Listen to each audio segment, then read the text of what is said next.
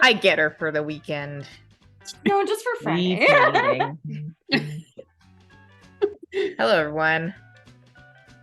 Welcome to Tales from the Forgotten Troop. We're back with more Jukebox Justice after these past few crazy weeks of death in space and zombies. Oh. If you're enjoying what we're doing, there are numerous ways to support the show. We have a link to our Beacons page in the Twitch chat, the Twitch About section, or the YouTube description if you're watching the VOD.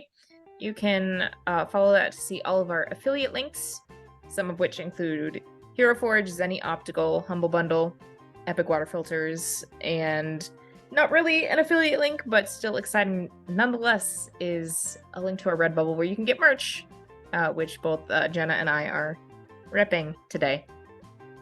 Hats. We also have a coffee page, so if you would like to make a one-time donation, that is awesome. If you want to become a monthly member and get access to exclusive bonus content, that is also awesome. If you're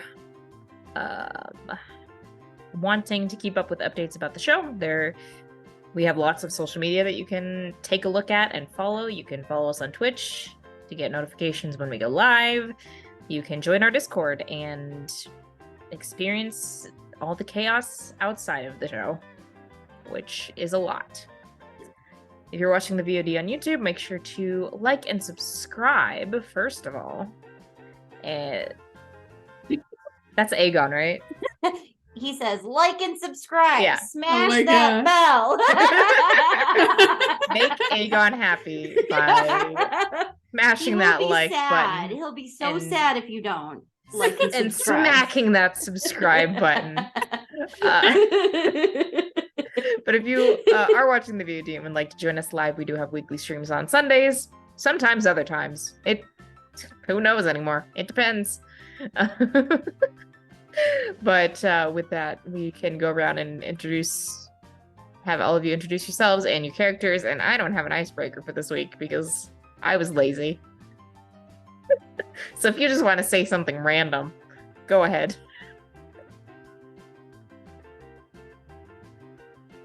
Hi, I'm Jenna. I play Roxy, aka Calamity, and this is Aegon the Chonker, and he loves you. That's my random fact for today. His face was so unenthusiastic. He's like, why did you take me from my spot and stop petting me? This is rude. Rude, Mom. Precious. Rude. This is how he likes to sleep. This is it. Right here. I love it. Just like an infant. He's just like, all right. Yes, I'll go next. Hello, everyone. I am Mr. Crow, alternatively just Crow, and I'll be playing Joe Hatathli, aka Watchdog. And as for my random tidbit of the day,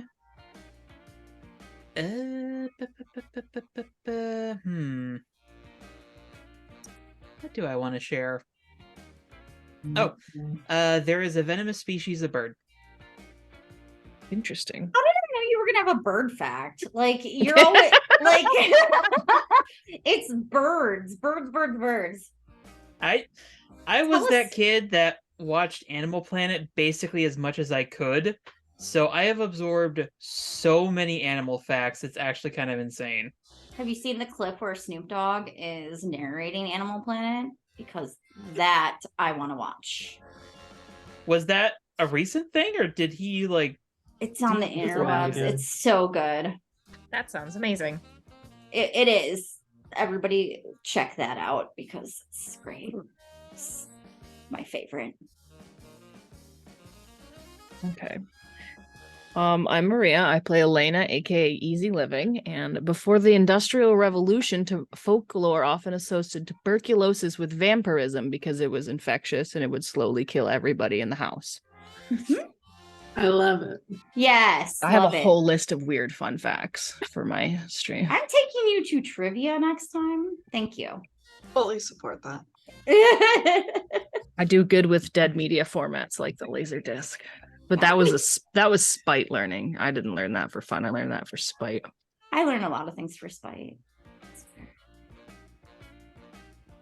I'm Brianna. I play Cynthia Evans, otherwise known as Echo. And the best term in physics, in my opinion, is spooky action at a distance, That is which a is an really actual good thing. one. That's a really good one. What? Spooky action at a distance? Yeah. It's technically officially called action at a distance, but originally I believe it was called spooky action at a distance. Because Nice. Einstein's a nerd. I mean, yeah. So are you. Describe Did you it. see his hair and mustache?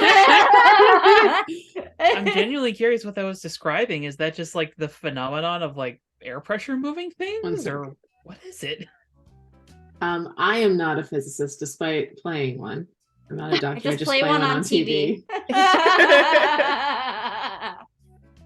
I'm sorry. I'll send you the Wikipedia page later. Okay. But Tess is actually a fae, and Yes. she plays one on TV. This is true. Can confirm. Hi, I'm Tess. I play Sylvie, aka Valkyrie, and I don't have a particularly interesting fact beyond I'm a fae. But also Jenna has won the battle for dominance on Who Gets My Friday Night too. Because her opponent just gave up and fell asleep. So Hell yeah for a time difference. I was gonna ask her if it was bedtime. Isn't it your bedtime? You know what? I'll text her that while she's asleep. So Please like do. it's even more dominance battle. So she's gonna have to wake up to take off her glasses at some point. So Well, let's just say that she hopefully wakes up in order to take off the glasses, because I have slept through an entire night with my glasses on. Ooh. It's Me not too. gone That's why well. I can't find them right now because I think they fell like between my bed. And I'll have to retrieve them. I did one evening manage to launch my glasses across the room. Still don't know how I did that. sleep fighting. It was a Physics. very It was con- spooky action, whatever physics. Spooky action at a distance. That's what it was. It was a very confusing morning, because that was also the morning where I woke up in like a completely flipped position. So it was just like I went to get up and immediately just face planted into the wall, because that was not the way to get off the bed. Oh boy. Ugh. Then it's like, where are my glasses? Is it because you Velma couldn't moment. see the wall? Well, the thing is, I'm not 100% conscious when I first get up, so my body is sort of like, okay, we're awake, so we need to like sit up.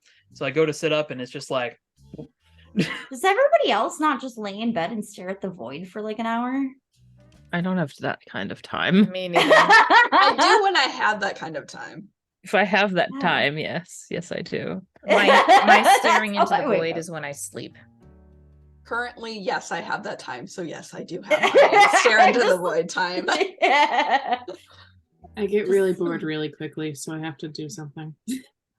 Uh, I was I- talking to someone who dreams a lot, and it was just a wild conversation because I think I don't often remember my dreams if I do dream, and she remembered like is conscious of her dreams all the time, and she was like, so what is it like for you to sleep? And I'm just like, I go to sleep, it's like pleasant. brief darkness, and then I wake up, and she's like, what? And I'm like, it's just there's just nothing there. I'm like a 50-50 person, but it's based on when you wake up. So she's waking up during REM. For more fun brain facts, follow me. And you do not wake up during REM. It's like I just have long stretches of blackness in my memory. That's it. Well, and sometimes if you don't write your dreams down immediately, like after like you wake up, if you remember them, you'll forget them naturally. Your brain does therapy on itself while you sleep. Yeah. I mean, I'm usually like, if I do wake up and remember my dreams, I'm usually like, oh, I remembered it this time. Like, and it'll eventually fade, but I'll just be like, I know there have been times I've remembered my dreams. I just It's have just weird sometimes ass I write dreams. them You down and like, far it's between. real confusing after the fact. Yeah, I have the weirdest fucking dreams. Like, I'm just like, Yeah. what the fuck was I doing? Why was I back at high school? Why would I do that? I had one where I, for some reason, decided to take college math classes, but Why I would never you went. Why would you do that? And I'd wake up like, oh God, I pay to have go to math. math And I'm like, class? no, I don't have math. I'm 30. So you're taking math? I have common dream locations, but they don't exist in this, like, in reality. Like, I've never been there, but like, that's how we they know have you're fed. been, yeah, they've been consistent for my entire life. And I have like recurring dreams. A lot of For a mundane while, work I was dreams. just dreaming about zombie apocalypses. Oh, nice. I have those dreams a lot too. that's a very common one for me. Yeah. Okay. We're all fucking weird together. It's fine. It's why we were afraid of zombie apocalypse. All right. Tess, did you introduce yourself? Yes, I did. Okay, there was some back and forth in there, so I wasn't sure. But okay. We should get started then. Beginning of the session. Add a team to the pool. Up to 7. 7 team. Not quite. Bend It's a not team. funny for anybody but me and Tree and everybody here. I'm easily amused. Me too. Previously, on Jukebox Justice, most of the team reconvened at the penthouse, which had been taken over by plants in their absence. Not Tony- apologizing. Tony was shocked when Roxy arrived, claiming that he just left her at home, which led to a larger revelation that there are 2 Roxys in this world. 2 of them. Yep, count them, 2. Definitely only 2. Knowing Sarah's That's not issues, concerning. knowing Sarah's issues also needed to be addressed, Cynthia and Sarah headed down into the base to do some research, learning that the memory loss was reversible, but it might be pretty difficult to do. Cynthia also learned what Sarah had to do in order to survive the attack, which was using her shields to basically create artificial intestines and arteries to keep from completely bleeding out, which is pretty badass. Yeah. Yes. So cool. In the hopes of making some progress, they decided to go meet Hecate and have a more in-depth conversation about what was going on. Joe, meanwhile, was able to get in contact with Roscoe, who told him to get back to Halcyon immediately because they were due for a chat. He also called his mom, who was relieved to know he was okay, and told him Eugene was looking for him. Joe also managed to get in contact with Henry, who pretty much immediately hung up on him after the call connected, and he started explaining himself. Knowing that he was near his hometown, Joe ventured to his childhood home, where he had a conversation with Eugene to clear up some things that had been going on. He also learned that Eugene was a werewolf, and the pack that had a hold over Halcyon wasn't normal. It was no good, very bad. Joe and the no good, very bad pack. And went against basic werewolf Big nature. wolf dynamics. Yeah. Bad wolf dynamics. As such, Eugene said that he was going to go back to Halcyon with Joe to take care of things, whatever that meant. Like Uncle Paulie takes care of things. Potentially. We can't know for certain just yet, though. We will find out eventually. Plot twist, Uncle Polly's the pack leader. Sylvie will still kill Uncle Polly if that is the Plot case. twist. It is Joe's alter ego. Yeah. There would be some questions around that, but I suppose it's not an outside possibility. Joe's alter ego. Eagle? Alter ego. Werebird. He's a Joe- There, were Bird. eagle. Sense for you. A Wurgle. Joe's alter ego, Bo. Bo's. I don't know. Bo's alter ego, John Doe. John Bose.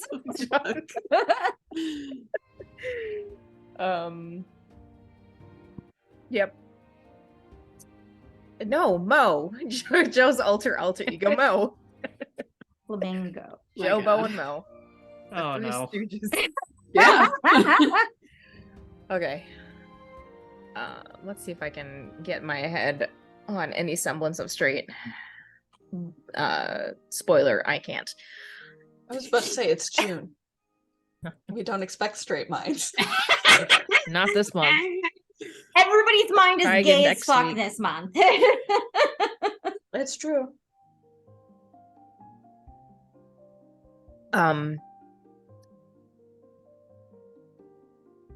Who do I want to start with? Let's start with Cynthia, who is Could I talk you into starting somebody else? Because I hear cat-related destruction in the background, and I think I need to go do something about it. never mind. We will table that for the moment, and we will I will be start right back. with Joe. I was about to say I we've was gonna kind say of broken the Tony. girls are We You're all did break watching- girls are waiting for Cynthia to come back. You're all watching. Tony Wizard of has Oz. Yes, Oh, I mean, yeah. yes, Mhm. Wizard of Oz. I was like, We're Over waiting the for Rainbow Cynthia is and the song. Yeah. watching the Wizard of Oz. Well, you two are. I noped off to my room Yes, That's you and made sure the portal was not led. Yep. killing someone. I was like, maybe I Okay. shouldn't be around Tony right now. Okay. Yeah, maybe. So, Joe, you returned to your hotel for the night. Is there anything you wanted to do that night, or just jump ahead to breakfast with the not really in-laws, half family, Step family. that family? I would, before just completely crashing, let Thistle know what we're doing. I may have done that at the end of last session, but I'll make sure she's aware of what's going on, and that Eugene will be joining us on the trip back, and that I have told him about her just so he's not surprised. Okay. Um, All right. and I probably would also tell her that turns out he's a werewolf as well, because she'll probably figure that out fast enough. He is contemplative for a couple seconds, and is like, that makes sense. Why would that make sense? I'm still trying to process it over here, and you're just like, okay, sure. Yeah? I mean, family dynamics and hereditary elements and such. I think it'd be stranger if you just got your powers out of nowhere.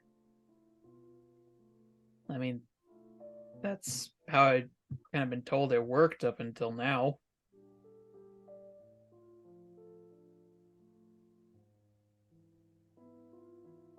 It's like some people weren't being entirely honest. Unless they don't know any No better. kidding. Yeah, it might be both. I guess this is also probably less weird for you than me, yeah? I mean, you just... Probably. Things not being, I don't know, human normal is kind of your normal, if that makes any sense. We come from different worlds. Do they have werewolves in the Fey realm too? I'm guessing no. I don't think if Sylvie's anything to go by, I don't even know if a werewolf would be noticeable. Everybody's changing shapes.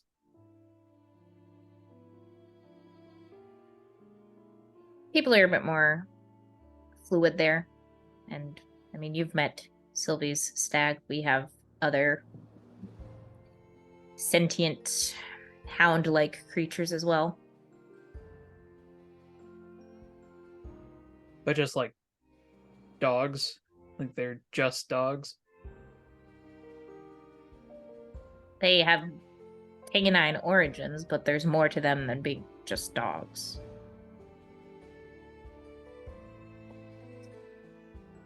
They're That's imbued with magic. that's ambiguous. You're starting to learn. I'm trying. Okay, but we better get some sleep. Gotta get up early. Gonna have breakfast at my dad's place and then hit the road Okay. and meet my step family.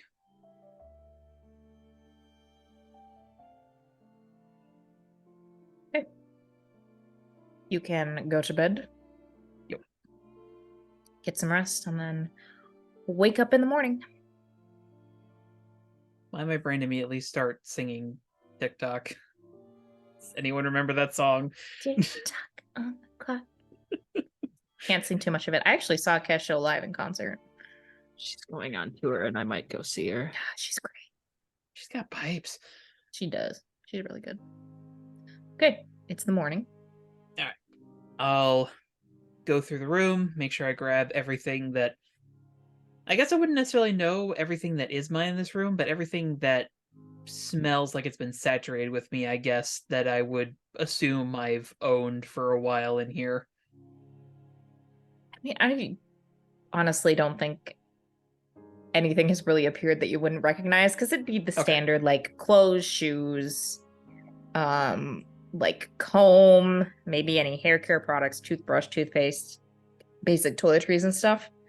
And anything else that probably got picked up on the way would be obvious enough to not belong to the hotel that you could be like, this is coming with me.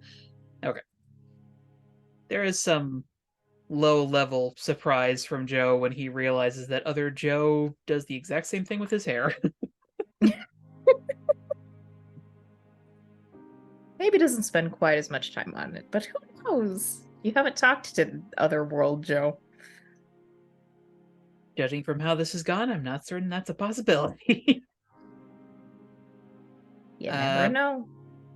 But yeah, once I'm certain I've got everything packed up, make sure Thistle's with me and load into the rocket and drive back to the Thompson residence. Okay. You can get there and park along the curb. So as you're getting out, you probably hear some faint excitement and commotion going on inside, but nothing like super serious, just more of general family with younger kids chaos.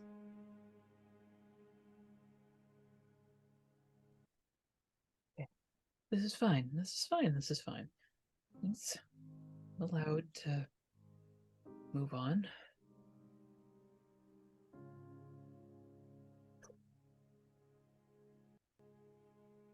Okay. Joe will like double check that he like looks okay. Yeah. And Yeah. just You're put together unless you don't want to be. no, he's fairly well put together. He definitely did a rushed version of it, but Joe still went through his morning routine of like putting himself together. Okay. I'll knock. I think you get maybe like a knock and a half out before the door is pulled open. Oh. And there is a young boy there who's got the door open and is smiling up at you. And another young boy like runs up behind him, and you can tell they're twins. And one of them says, "Mom, Dad, he's here, he's here." And you just hear Eugene chuckle a little bit as he comes around the corner and says, "I know, come on, calm down, give him room to come inside." And he'll like push the screen door open so you can come in, and shuffle the boys out of the way a little bit. Joe kind of like gives the kids a little wave as he's just like, oh god. Yeah, they're both kind of like very disgruntled at being pushed aside for the moment, but so they're still kind of like sticking close around Eugene's legs without really giving much room, but he pulls you inside and like gives you a quick hug. Mm-hmm. Joe definitely reciprocates it. Pats you on the back and says, breakfast will be ready in a little bit. If you want to come have a seat on the table, we could get you something to drink. If you want coffee, we've got coffee. Yeah, coffee would be great. Right. And he'll shepherd you into the kitchen. The twin boys sticking close. And you can see at the stove is a woman with long blonde hair that's pulled back into a ponytail and has an apron on as she's cooking. And there's a shorter girl who is carrying plates over and setting the table, who has a resemblance to Eugene and this woman. And she smiles at you as you sit down and gives you a little nod as she moves around and keeps setting the table. Hi. Hi. And Eugene comes over with two mugs of coffee and sets one in front of you and takes a seat off to the side with his own. And so let me go ahead and introduce you to everyone. You met the boys, Alex and Cooper. And at that, they kind of like pop up, like one on either side of you. And one's like, I'm Alex, I'm Cooper. Just like very much in your space, but like friendly. And Eugene chuckles a little. It's like, settle down, boys. Go have a seat. Grab some juice. And they're a little reluctant, but they do so. And then Eugene gestures to the girl who was setting the table. And he says, and this is our daughter, Olivia. And waves at the woman who is carrying now loaded plates of like scrambled eggs and potatoes over to the table. And this is my wife, Therese.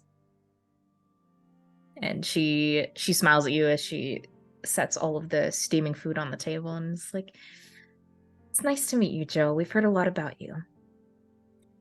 It's great to meet all of you guys. Sorry, I'm just trying to process all of this. Of course, take your time. And she'll look over at Olivia and say, have a seat, dear. We'll go ahead and start passing around the food. And Alex and Cooper are very impatient and like reach over and grab slices of toast and butter, and Therese will like lightly smack them on the hand for not having very good table manners, but it's all pretty like in lighthearted and in good fun. And she offers to like, will offer you various plates of food if you want to, if you want like all the fixings or something specific. She's very happy to like load up your plate with whatever you want to eat. Yeah, Joe, half by habit, half by just having his werewolf metabolism back, probably loads up on protein a lot. There's lots of bacon. Probably more bacon than a normal family would have. But everyone seems well, the twins especially are very happy to scarf that down over some of the sliced fruit and eggs that have been set on the table. But Therese is very insistent. Like, no, you've had enough. Eat your apple slices, have some eggs. And they whine a little bit, but do give in. I feel like Joe chuckles a little bit at that. Because I'm imagining he did exactly the same thing. Cooper grabs an orange and will like an orange slice and will do that thing where he sticks it in his mouth and has the orange peel like with his smile and just looks around the table. And Eugene just like kind of shakes his head and keeps eating. As the meal's going on, I think Joe eventually says, "So, how long have you guys been together?"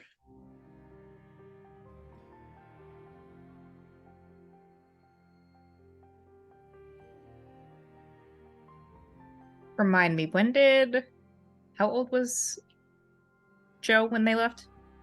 Joe was 3. Joe was 3. Okay.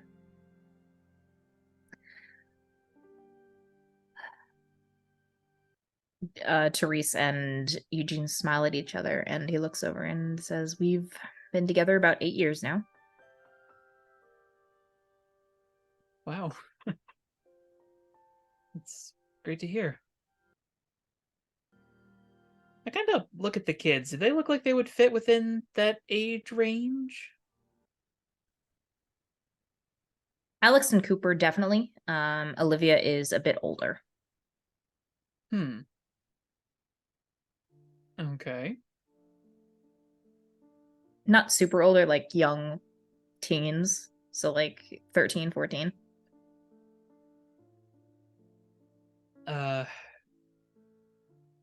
I kind of feel like there is definitely a moment where like Joe like hears that, looks at Olivia and sort of like has a like slight squint and then just sort of like lets the thought pass. So you guys seem happy together?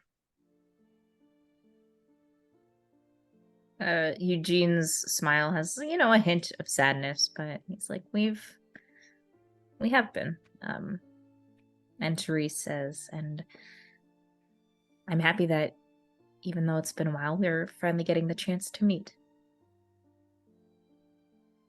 I heard from Eugene that you're on a football team. Siegel University, right? Yeah.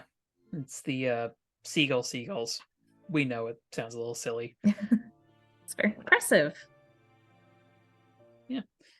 I'm pretty much on a full athletic scholarship.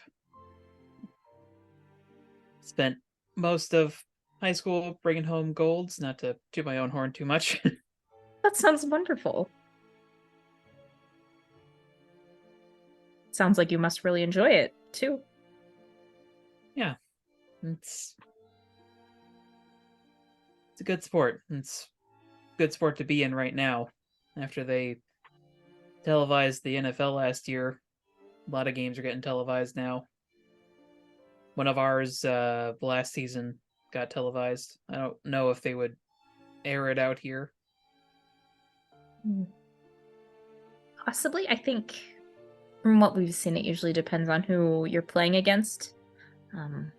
If it was a school local to our area, probably would have been on TV. But if it was a different university, then it was East Conference. Yeah, we don't usually get everything out here, but a football star on in person and on TV. I don't know about star, but I guess I do have the award-winning smile. And I think Alex and Cooper perk up and are just like, "Can you teach us to play?" Yeah, sure. I don't know when I'll be here next, but whenever I come back, I can absolutely teach you guys how to play. And they both turn to Eugene and Therese, and are like, "When does he get to visit again? Will be soon?" And Therese smiles at them, and Eugene looks over at you and says, if he wants to. It probably won't be for a little while. I gotta go back to Halcyon and take care of some things, but once that's all taken care of, yeah, I'd love to come back. And they're both just like, "Yes!" And Therese is getting that little bit of frustration, like, "Oh boy, here we go." I feel like as these two are being more and more enthusiastic, Joe is loosening up a lot more because they're just so into him being here. So, how old are the two of you? Therese sighs and says they will be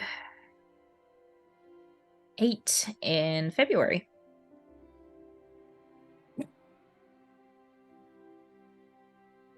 And I'm imagining they're as much a handful as they seem. She just shakes her head and is like, you have no idea. Especially with everything else. It gives you like a knowing look. You mean the whole,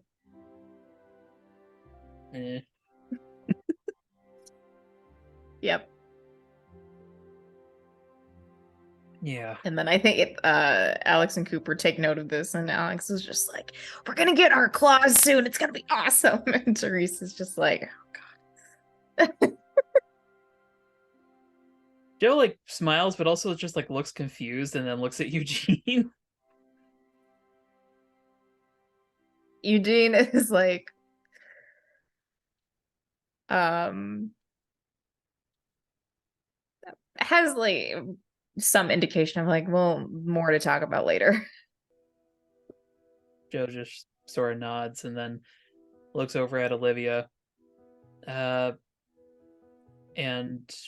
you too? She shakes her head and says, no, not me.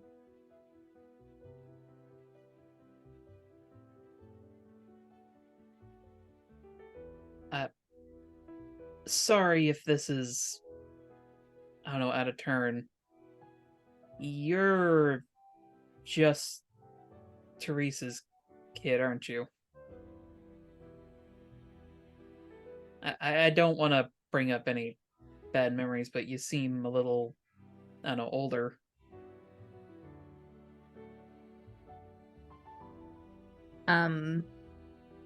She tucks a strand of hair behind her ear and smiles, and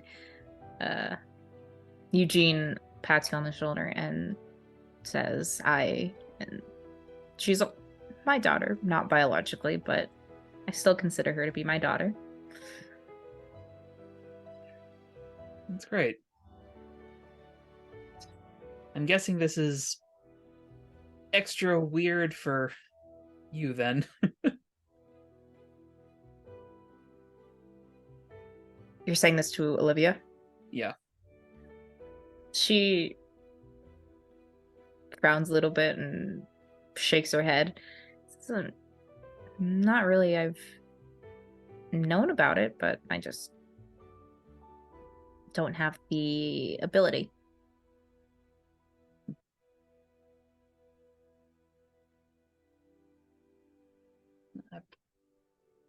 I'm guessing you guys are all going to schools locally here? They all nod. Yeah.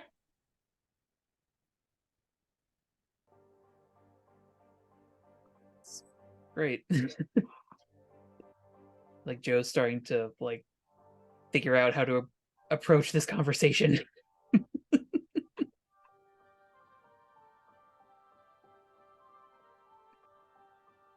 So, I mean, Dad, you said packs aren't like Halcyon. I mean, it seems like a good chunk of this pack, I guess, isn't even werewolves. This sort of like glances between Olivia and Teresa and the twins. Sorry, I'm just trying to figure this out. You can tell that like Olivia's listening to this conversation. Alex and Cooper have basically like moved on and are back like focused on their breakfast and are whispering excitedly to each other. Teresa smiles a little bit, and Eugene says, well, typically packs are more like family units. So much more smaller, compact.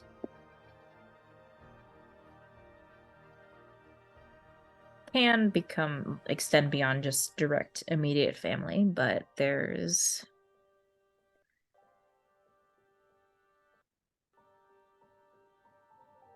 just because someone does not have the ability to shift and change doesn't mean they don't have a place within the pack, within the family. Some people can be born into a family of werewolves and not carry the necessary gene in order to access that power. Huh. But it's very much, as I was trying to explain last night, very much a community. It's a community aspect where just because someone doesn't have the same abilities or is different doesn't mean they don't have a place within it. That's It's not meant to be hierarchical. that's a nice change.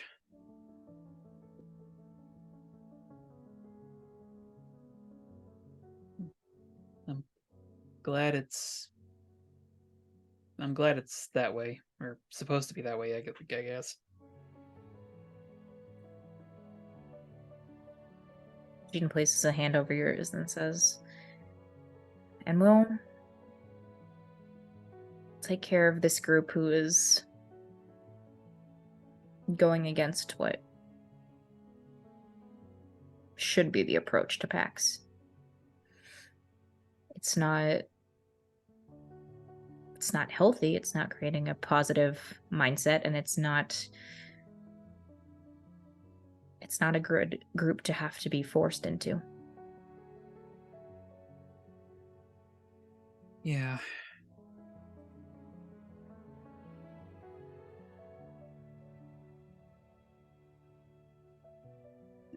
It's weird. This almost... How do I put this? Have you ever, like, missed a piece in a puzzle and then you found it later and things just sort of clicked? That's the only way I can really describe this. The whole time during what was supposed to be my initiation, just everything felt off. And Eugene shakes his head and says, in true community and family packs, there is no need for initiation. There's no need for secrets. That'd be a really good change.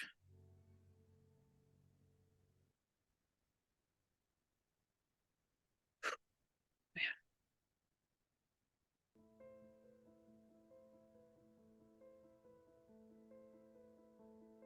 At this point, Joe sort of looks over at Therese.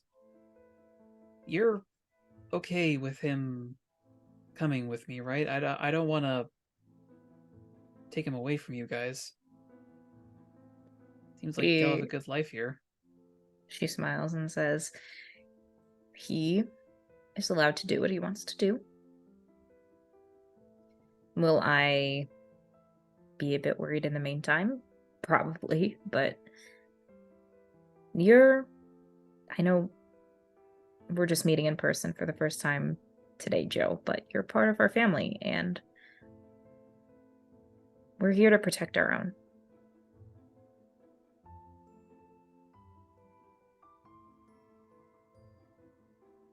For a reason Joe is not entirely conscious of, he gets a little misty-eyed at that.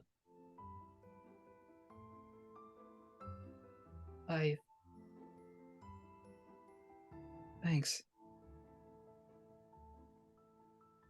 I promise. Me and my team will keep him safe. We'll make sure he gets back home.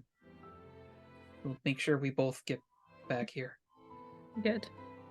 I was gonna say, don't put yourself at risk just to protect him. Keep yourself safe too.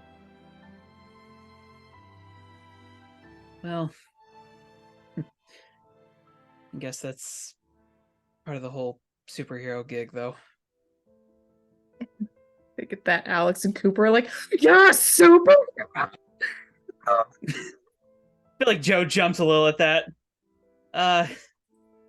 Yeah, I mean, I'm trying to be. Gene is just like, oh my god. And Therese laughs. And they're both just like, Mom, can we be superheroes too? And she's like, no. Yeah. Maybe when you're older.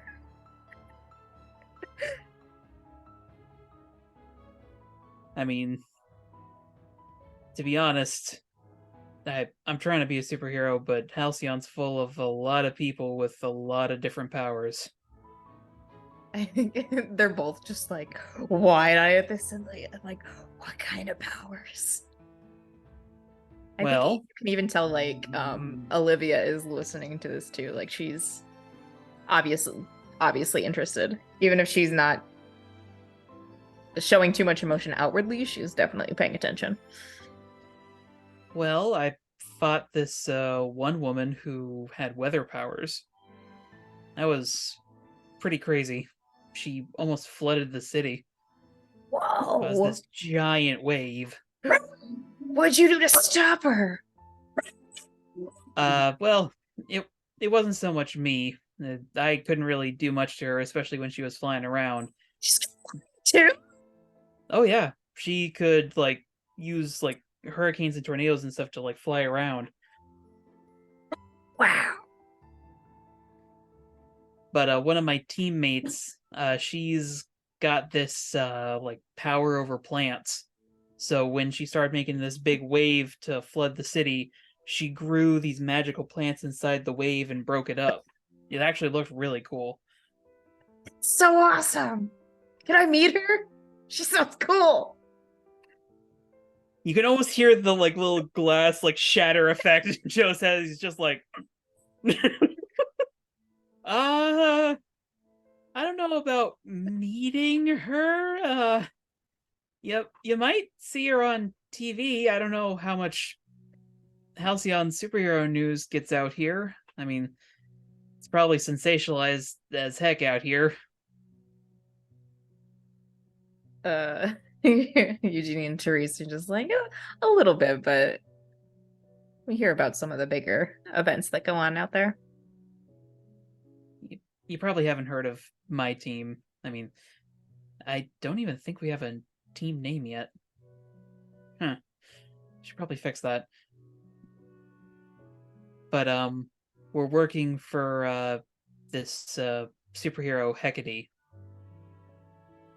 She's a little standoffish. But, you know, she's not a bad boss, I guess, at least in comparison to what else I have to deal with.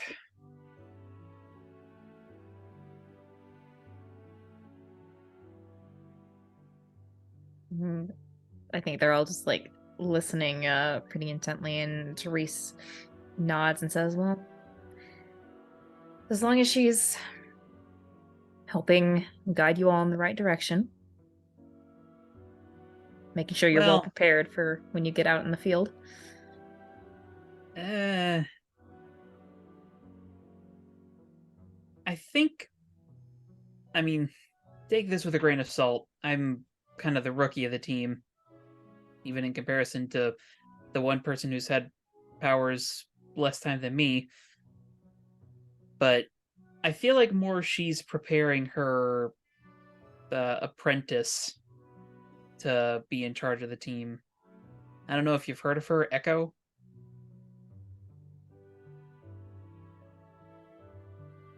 I think they think for a minute, and I think Therese is the first one who's like, oh, that sounds a little familiar. Vaguely, but I don't really think she's made a whole lot of public appearances. Then again, I don't think Hecate makes a whole lot of public appearances. I think she just kind of does the work. Well, I guess that works for some people. You don't really want all of that attention. Easier to keep your private life private. Well, in theory. The rest of my team, I kind of blur the line between superhero life and normal life. I try to keep a more rigid division as best I can. It's not easy when the whole city's just on a general low level weird. Though, I guess I've always kind of been part of the weird.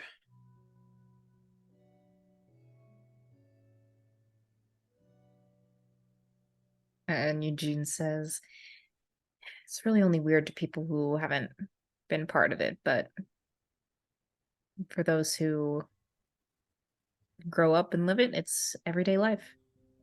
And I think at this point, Alex and Cooper like jump out of their chairs and run outside, making like superhero like pew pew noises, and are just like pretending to fly and jumping like up onto patio chairs and off patio chairs and doing not very impressive like somersault rolls across the grass. And then Therese gets up and sticks her head out the door and is just like, be careful. And then they both just ask absentmindedly, like, sure, Ma, and then keep doing it. And she's just like shakes her head and closes the door and comes back to the table and will start picking up some of the empty dishes. She'll look to you and say, do you want another cup of coffee before you go? No, I think that should get me through the rest of the day. Thank you a lot. The meal was great. She's sweet.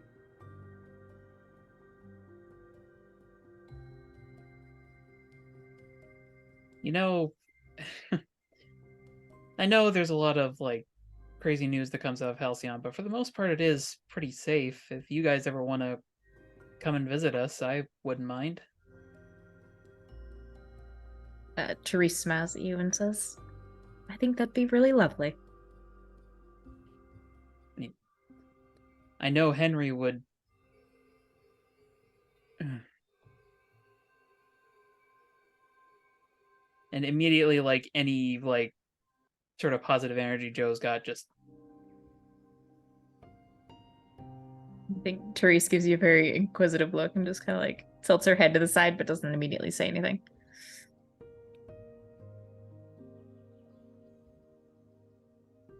sorry. How much did my dad tell you, or how much do you know? About your life? More about my current situation with losing 2 months. We talked about that a bit. It definitely seems like a difficult thing to have to deal with. Yeah, I think that goes doubly for my girlfriend. If she's still my...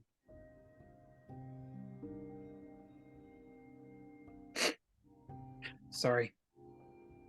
Didn't want to bring down the mood.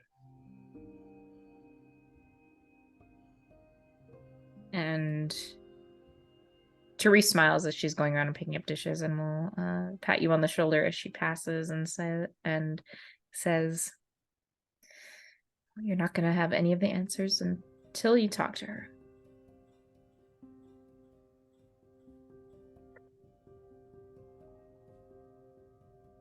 If she's willing to still talk to me. Dramatic thunderclap?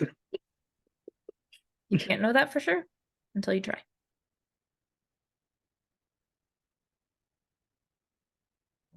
Yeah. You're right.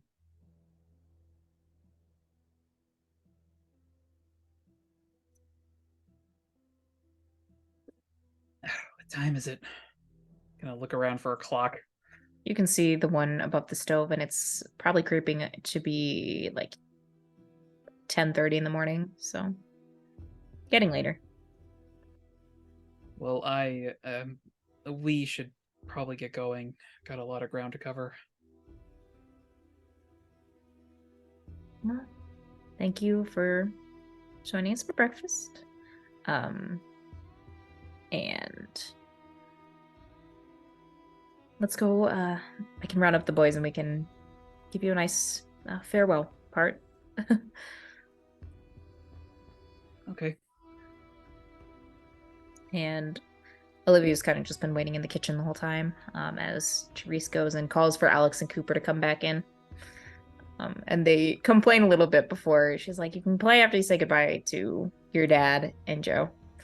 Then they will jog back to the house and come inside.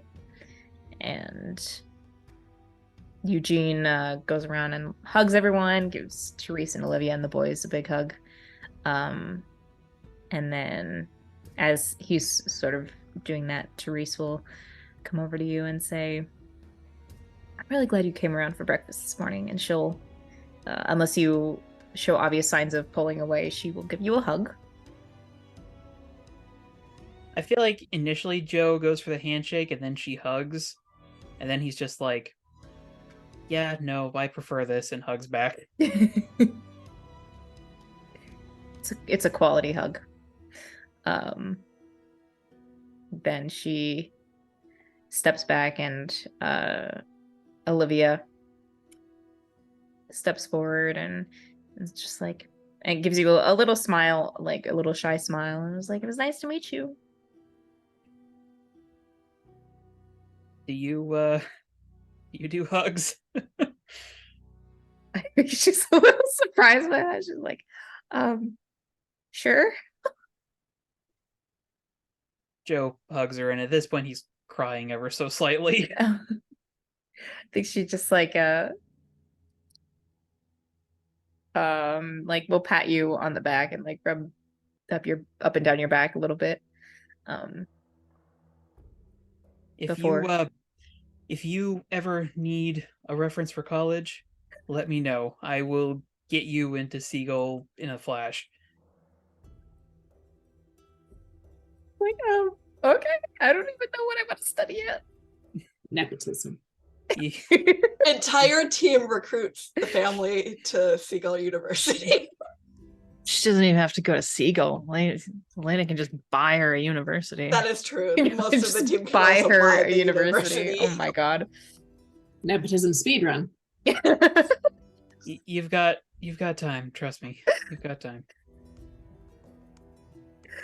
And then she'll pull away, and at that point, Alex and Cooper, having finished hugging their dad, see you and just like sprint over to you and launch themselves at you.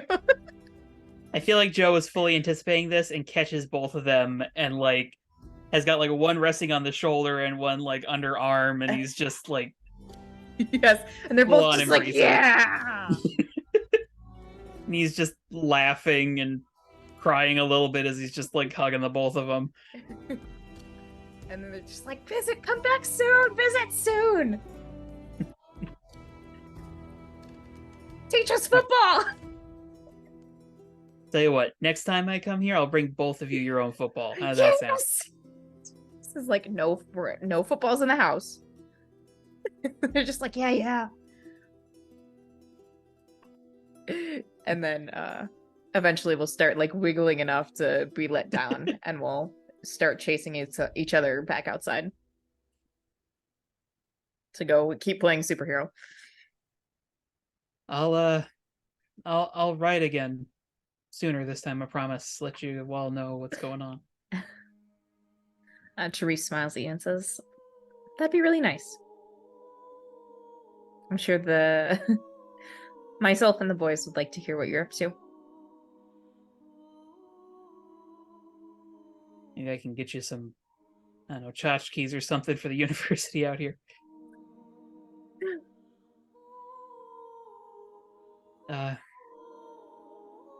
Take care.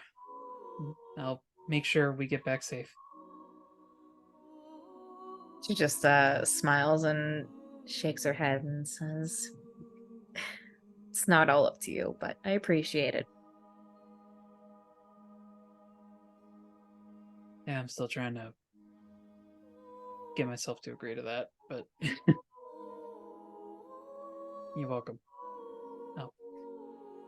I'll be back sooner next time. Good. And Eugene will place a hand on your shoulder and probably give Therese one last quick kiss on the cheek and say, we'll be back soon. She's just says, drive safe. If you can, let me know when you get to Halcyon. Then he says, I will. I promise.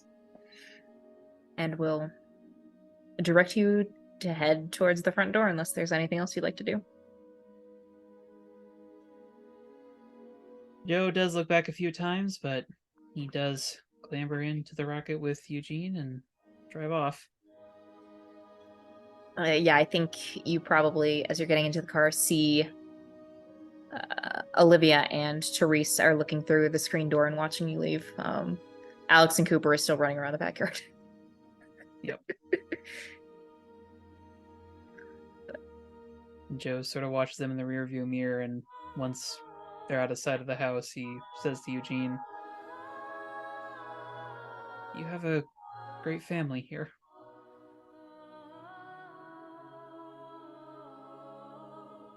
You're part of it too, if you want to be.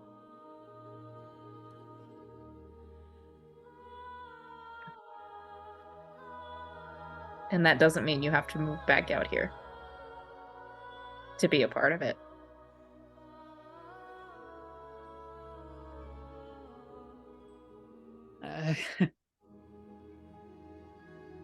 If it's okay, I think I'd like to be a part of it. Are you driving? Yeah. Okay. I think Eugene would probably direct you to pull over to the side of the road. And he'll just, once the car is safely in park, because here on Tift we approve safe driving, he will pull you into a hug. Hug him back. He just whispers, I missed you, Joey.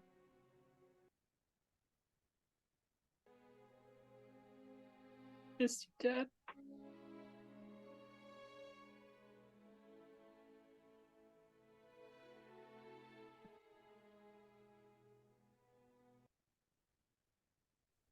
Missed you so much. Me too.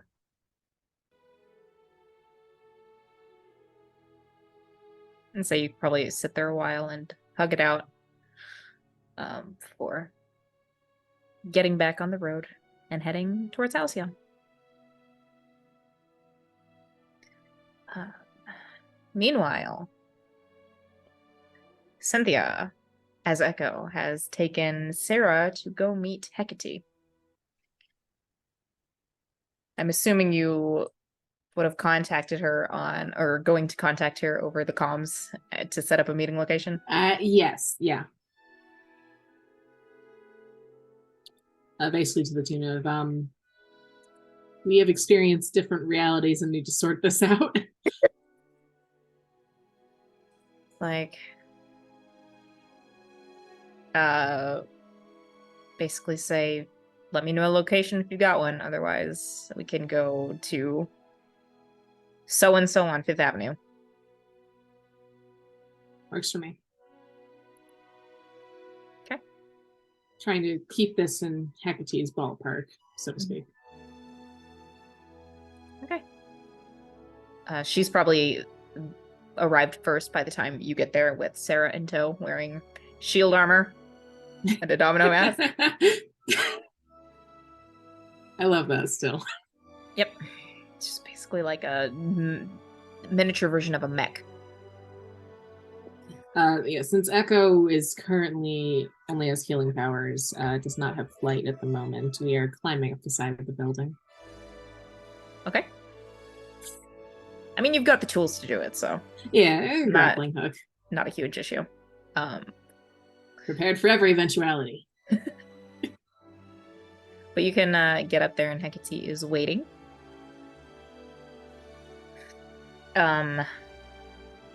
And when she sees Sarah, will just like tilt her head to the side and remind me, was it you who mentioned Sarah on the first and during the first conversation, or was it Roxy? I believe it was me. Okay. And she'll regard Sarah and say, I'm guessing this is the person you mentioned. Yes. Sarah just raises a hand and is like, hi.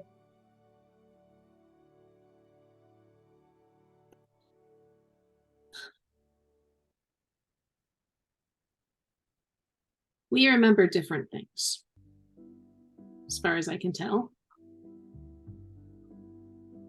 Some sort of reality fuckery went down, and an entire person got erased from everything. Just kind of like, you know, that like a Will Smith meme where he's like, it's like that. Okay. Hecate nods. She's like, well, based on a bit of the conversation I had with Calamity, I would say it's more than just a single person.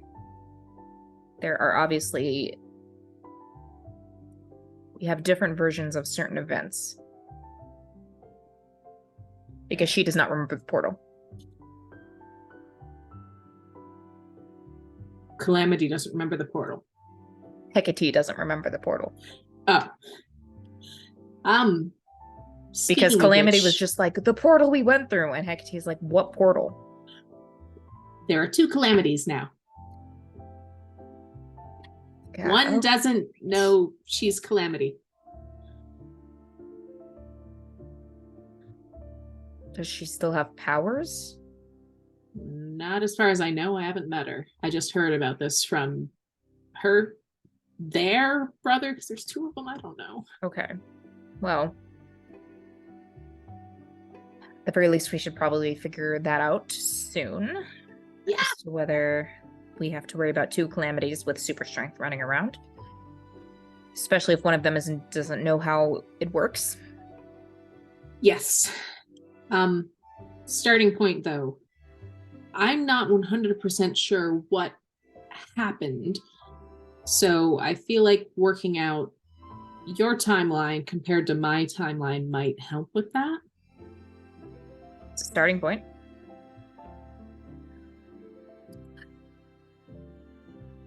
I met you when I was 10. Is that still correct to you? Yes. We've worked together for several years. Yes. Okay.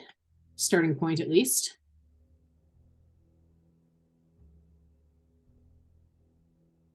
Are you still divorced? Wish I didn't have to be married in the first place. Okay, so that's still correct. You were still married to him in the other reality. It was real weird. Why? I don't know. I got the impression she and I didn't really talk. That's an unfortunate life choice. Speaking of which, just as a rundown of the reality was had no powers, slightly lower technological level. History seems to have played out in roughly the same shape, but minus powers. I don't know why or how. Interesting. There's some sort of guy running around that created a portal to this other dimension, reality. That was how my friend, who you no longer know, ended up there. That's... I don't like that. There's No. someone running around who can create portals to other realities, universes, worlds. You don't know about it. That is a problem. Care to describe him? I say to Sarah. Fancy looking dude in a 3-piece suit. A bit of a... Well, I imagine he was a... Well, he is a pompous dick. He tried to cut my guts open. Yes, just fancy guy, makes portals, had weird futuristic looking weapons. Was Weird after a gloves. space rock. Hecate frowns and says, a space rock. What? So if we go with the the fewest number of assumptions, the guess would be that he's from a reality with more advanced technology, since if you're throwing both alternate realities and time travel around, that seems like a lot. So Occam's razor. Probably from a reality with a slightly more advanced tech, but why does he want a space rock? My guess is it has some sort of connection to other realities. Or maybe not necessarily from a world that has more advanced tech, but just through the ability of being able to travel to different whatever acquired that technology. Collect enough pieces and you can probably cobble together whatever you want. If it even needed to be cobbled together. True. They just come that way. Could just steal it. Mm. Of course, this could be a power he just inherently has. Use that to get tech. Sorry, that's what she meant. Is okay. Use the power to travel to a world where that tech existed and took it. Okay, I'll strike that comment from the record then. I can't find a record of him in the files. I did find some information on reality-related erasure. So there's precedent.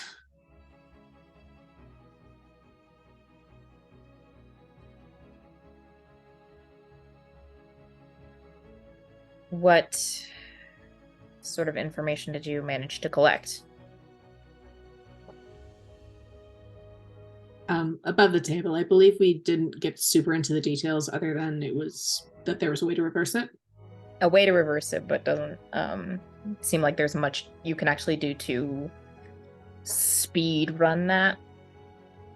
What were the circumstances under which this was recorded before or found? If that's something I found in the research.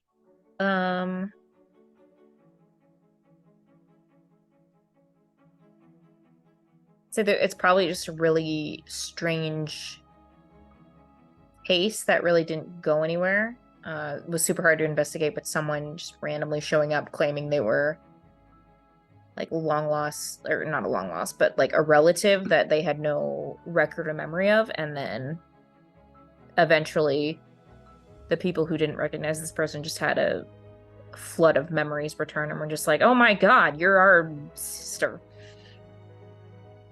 I relay the details of that particular case to Hecate.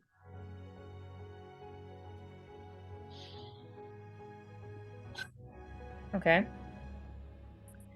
So, sounds like there's not really much we can do to reverse it unless besides waiting. That does seem to be the case. So probably dealing with any number of the other threats that seem to have popped up, like the portal creating guy or the fact that there's 2 calamities now. Yes. What I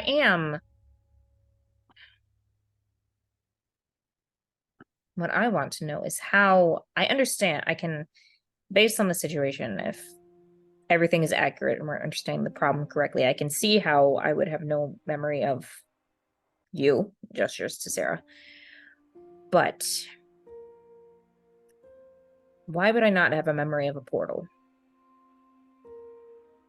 That is interesting.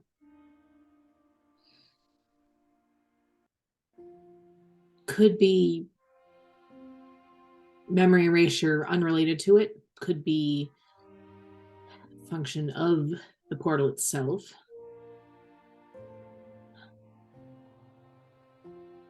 How long did the passage of time seem to be to all of you when you were? Couple of days. But we've gone for months on this end, right? I started getting radio silence around 2 months ago. That'd be it, yeah.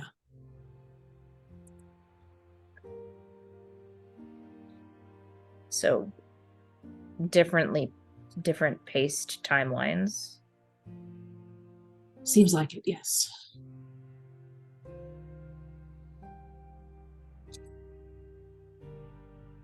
Which feels unusual.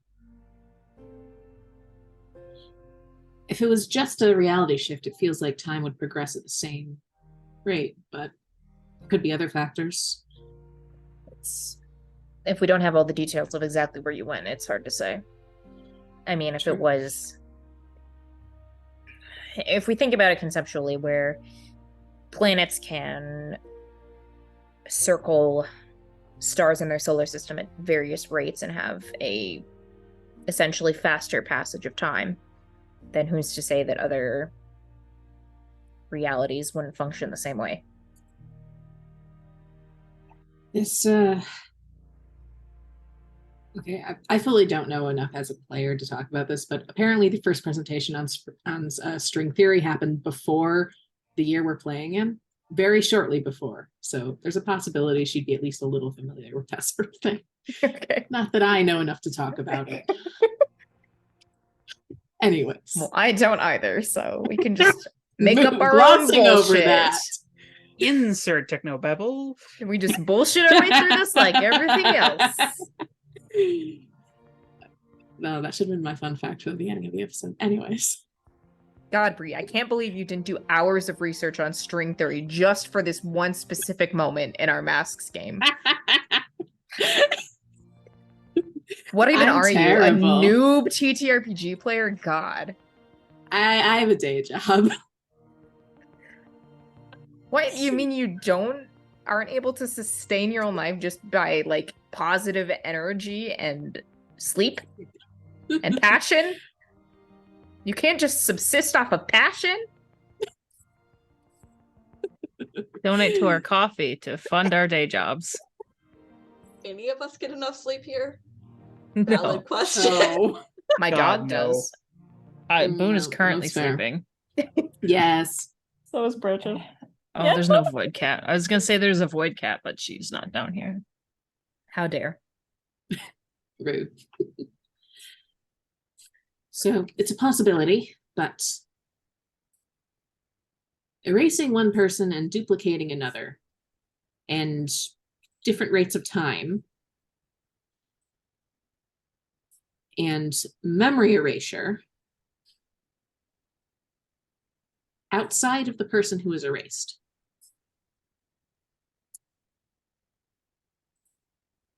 My concern is, Are we sure if it's it a is- duplicate?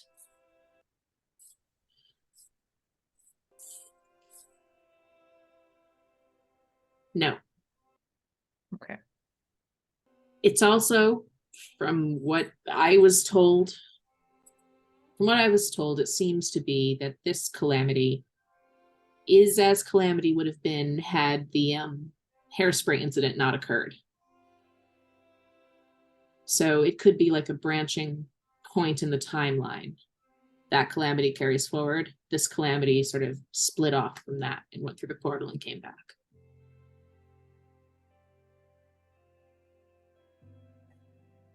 What I don't understand though is we have a branching duplicate that appeared because of that, why didn't it happen to all of you? Why is it just one? Because you all, I'm assuming you all went through the same portal. Yes. And with the exception of Calamity, all of us woke up in the bodies of the people the people from the other universe seem to have been piloting our bodies. We replaced them when we came through the portal, but Calamity came through the portal and ended up literally on the other side of the portal, same place, holding Sarah, because she was injured.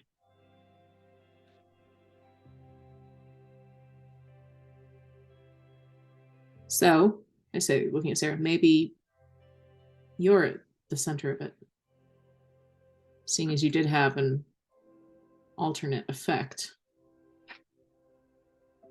Yours is maybe. I don't know. I mean, from my point of view, why would Calamity carrying me make a difference of where she appeared, though? Wouldn't it make more sense that I would just end up on the rooftop by myself?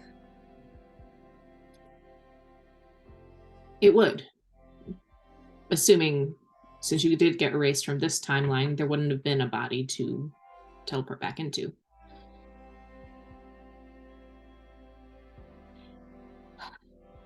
It doesn't make sense. Kati says, no, it does not. There's a lot of variables here. Some of them seemingly line up, such as all of you ending up in your own bodies and having this alternate reality self-piloting them and getting into various situations, but something makes Calamity different. Why? She was able to rip a goddamn hole in reality and make her own portal. Were there two Calamities in that other world? There were not.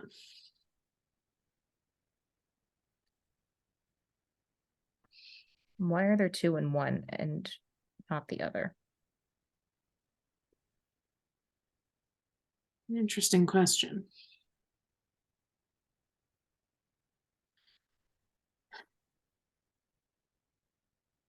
It could be something related to when the portal actually came about. If you don't remember the portal, and I don't know, maybe she got reality shifted somehow.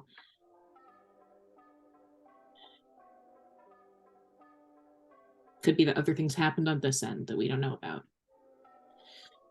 My concern is if there's some sort of outside force going around erasing memories and they got to you, that's a power level that concerns me. Agreed.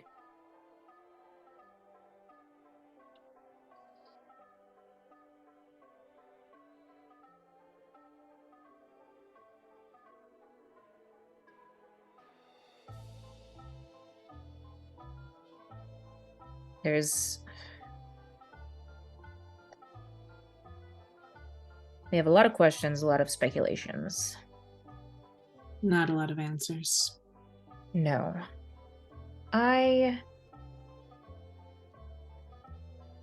haven't had a chance to look through my own logs, but that might be a place to start to see if there's anything hidden in there.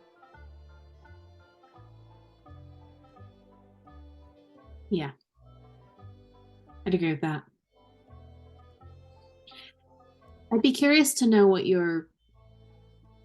you have any reports from the night where I disappeared, basically. That was going to at least be my first starting point. Start there, and then, depending on what I find there, maybe comb back through a few years.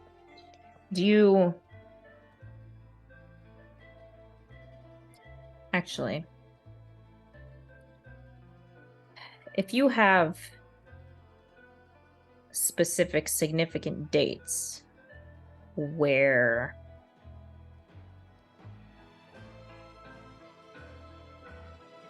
Sarah came into my life or would have been notable in my timeline, that might also give me somewhere to look.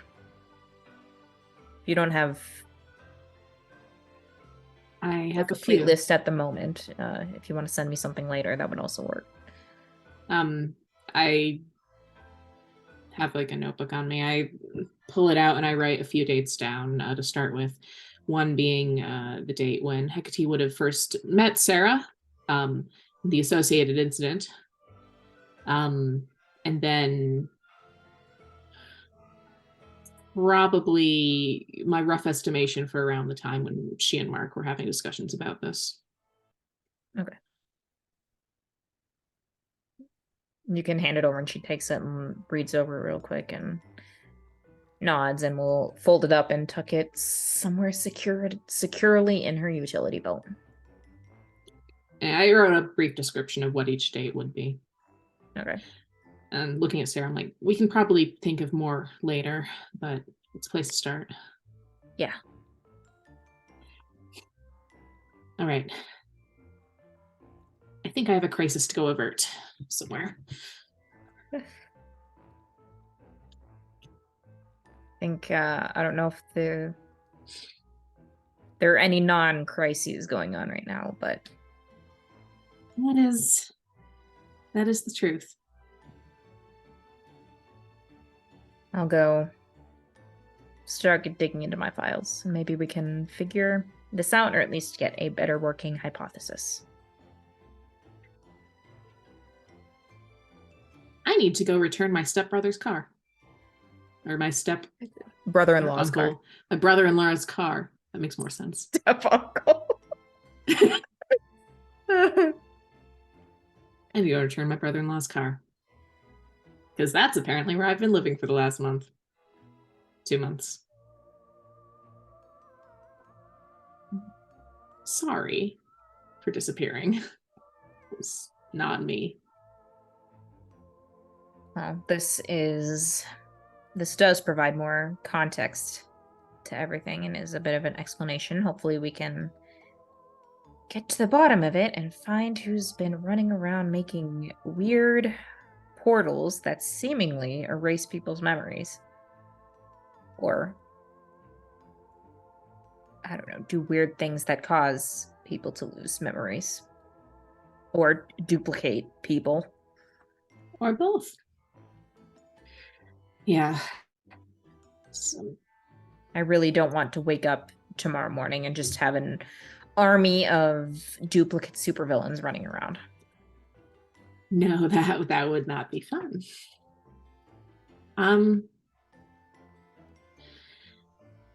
We'll see. I need to go check if the other Calamity actually has powers or not. Then my impression is no, but we'll find out.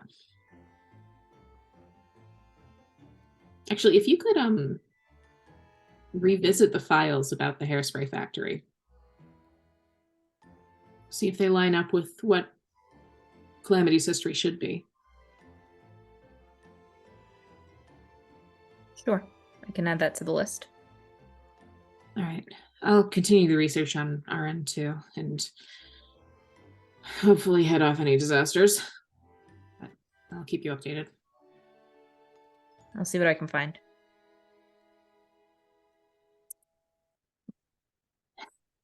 We should, if you want to begin investigating first, that's fine, but we should set up another meeting to discuss any revelations or updates that might come our way. Agreed. In a few days, maybe? Or sooner if you want. I think a few days is a good starting point, and then if anything surprising, concerning, or weird comes up in the meantime, we could rendezvous sooner. Okay. Final question. Can I borrow your power set again? Sure. Yeah. I assume they have a protocol for this or whatever. Yeah. So.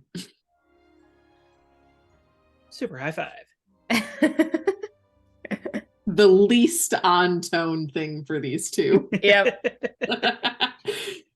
Echo floats. I just imagine like you each pull off your gloves and it's just like handshake. Yeah, super handshake. High five. No, not serious duo. Echo, once it's borrowed, floats a little bit, and like the the sense of relief around her is just palpable. I also didn't have powers when I was in the other place, and it was one of the worst experiences.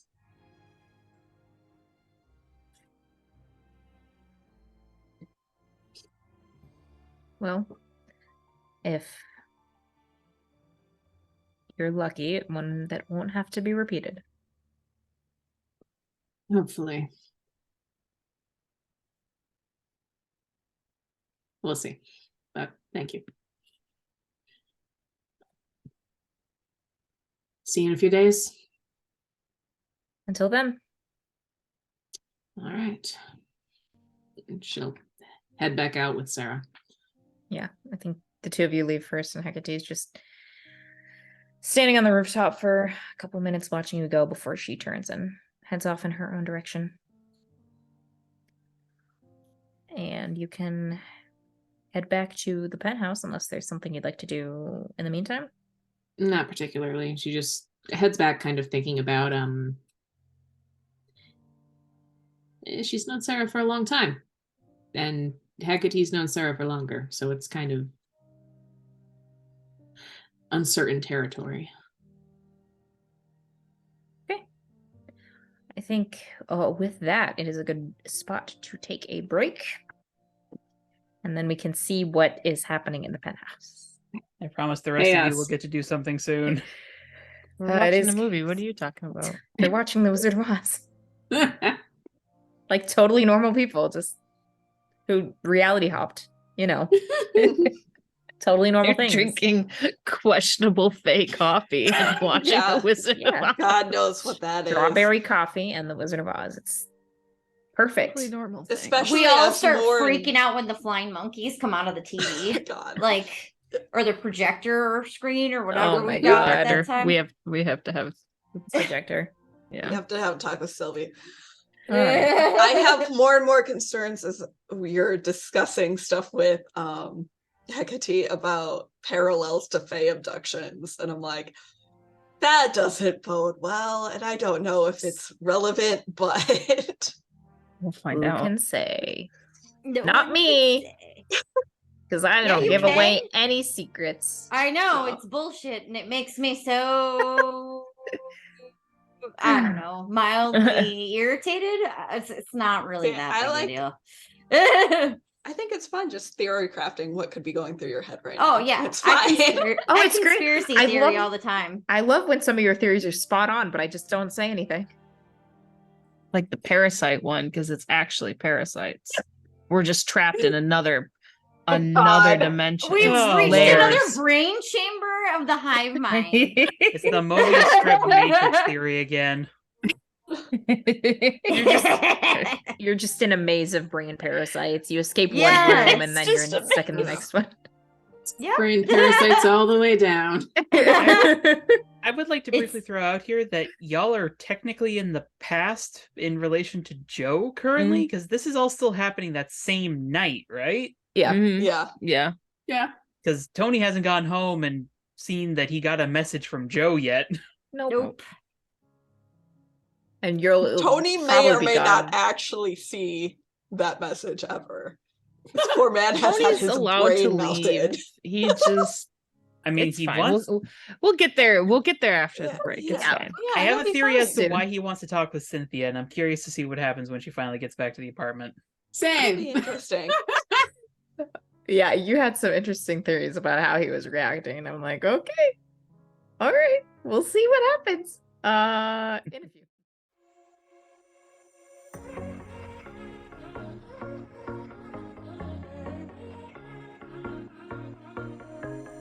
Hey, this might come out as total madness, but just wait. I really need to tell you something. 'Cause I feel alone in a room, surrounded by people I wanna know.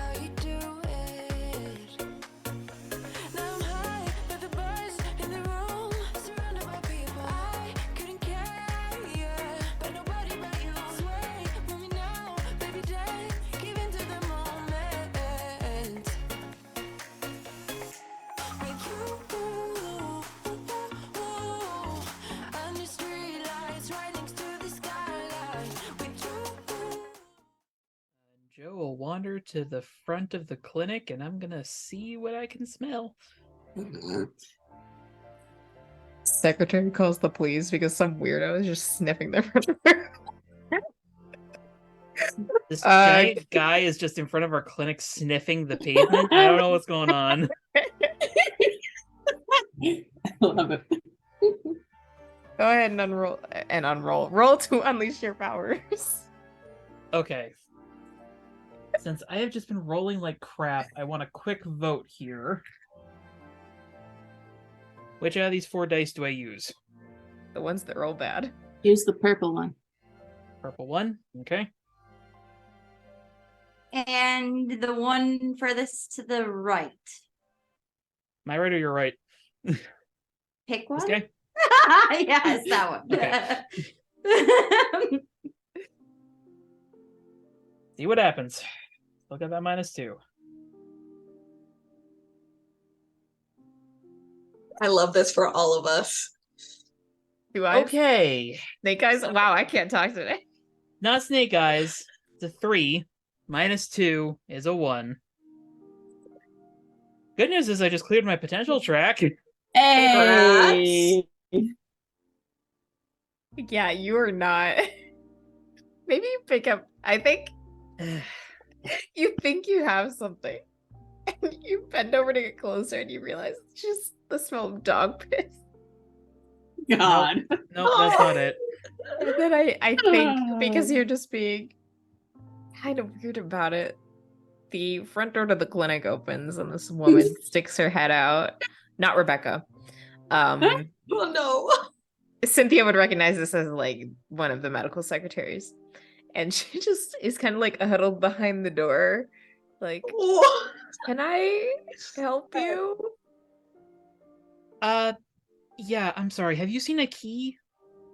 Like a house key? I was walking around here the other day and I feel like I dropped my key. No, we haven't seen one. No one's turned one in. Okay. Sorry, didn't mean to freak you out. Bye. Just walks away quickly. And I feel like Joe would add,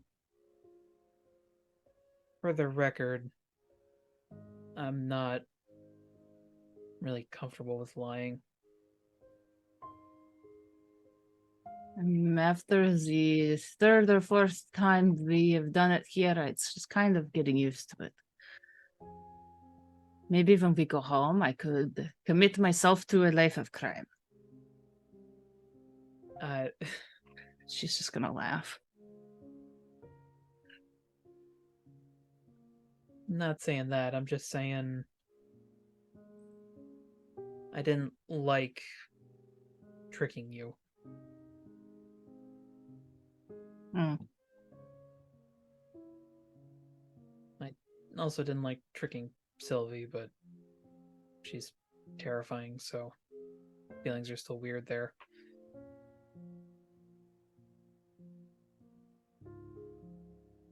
The sense of more bigger sense of self-preservation around her sometimes.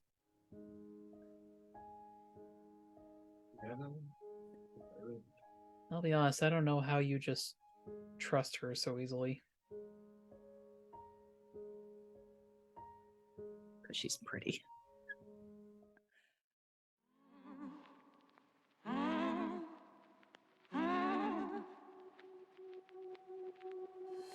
When you feel like it's over and nothing else matters, I know you feel so divided. Pick yourself up again and you better start walk, girl. Open up, just let me hear you talk, girl. You have come too far to give it up now, even though it seems there's no way out. Take a look in the mirror now, what do you see? You can be anything you want to be, you know. You will never be alone. Girl, go make your move. There's nothing left to prove. I know that you will find your love again. Don't be ashamed to cry. Hold your head up high. I know that love will save the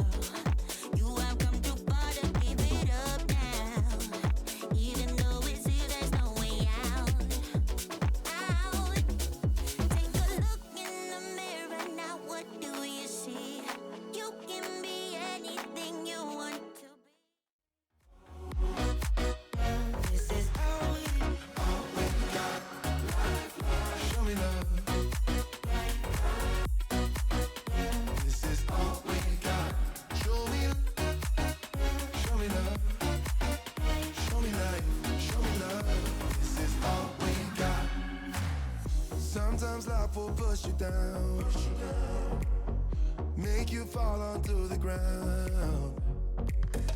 But I know you will turn it around. Oh, this is all we got. And I know you'll make mistakes. Get interference and lose your way. Find the light when it rains. Oh, this is all we got. Show me life, show me love, make a change. Time is up. We can wait for better days, but the days won't come. Show me life, show me love, show me life, show me love, make a change. Time is up. We can wait for better days, but the days won't come. Show me life, show me love. This is all we got. Show me life, show me love. This is all we got. Show me love. This is all we got. Show me love. This is all we got. Show me love. This is all we got. Show me love. Show me life. Show me love. This is all we got. Okay. Leave meeting. What? But you're not going to see Uninstall. the drama play out. Yeah. Drama. My God, what about the drama? We need What to about see the Tony's brain melt even more. I just need to see Roxy meet Roxy. I mean, that still might happen No. this session. Okay. The world implodes. Sylvia's off doing her thing while the rest of the team try and keep Tony calm while watching The Wizard of Oz, as I have the hiccups. And then eventually, Cynthia and Sarah return. You walk in and I'm just explaining to Elena about the wizard. Actually, the wizard is the guy behind the curtain. You see, like, You're supposed to not pay any attention to him. yeah. Tony looks up and is just like, oh, thank God. I'm like explaining it to Elena.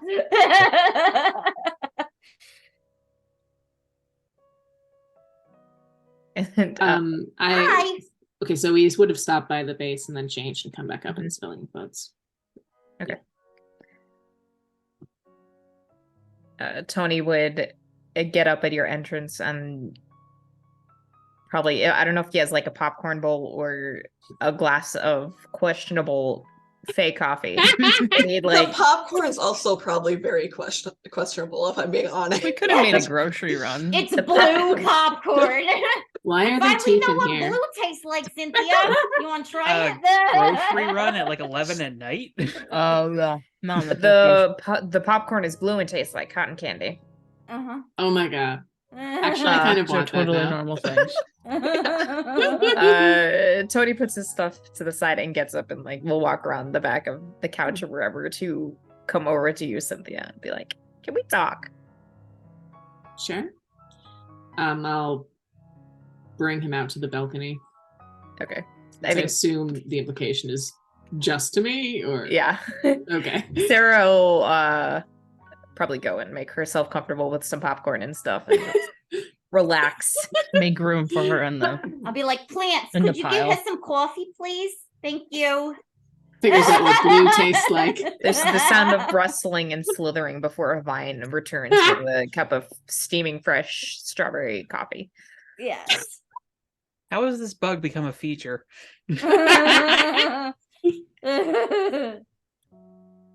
How do many bugs become features? That is the question. People don't want to take the time to fix them. Mm-mm. Yes. You end up with Bethesda physics. Yeah. I love how one part of the wire on my headphones is just like clipping out of existence. Yeah. There's just nothing there in the wire. Yeah, but Tony will head out onto the balcony with you, Cynthia. All right, so while you were gone, there was talk. Well, Roxy really wants to be in the same place as the other Roxy, which I think is a terrible idea. And we probably shouldn't let happen until we have a better idea of what's going on. Probably not.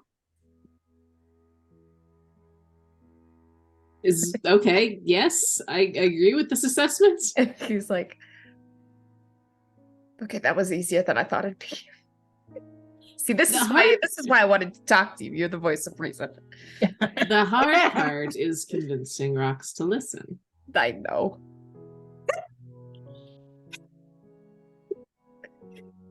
But I feel like with your help that it'll be easier to do. It's like if it's 2 against 3, we have more of a fighting chance besides when everyone's trying to gang up on me. Who are the 2? You and me. Okay, 2. We're the 2, they're the 3. Oh no. Chaos incarnate. I mean, Elena might be questionable. I'm not entirely sure where her loyalties lie, or if she's more amenable to going along with what Roxy wants.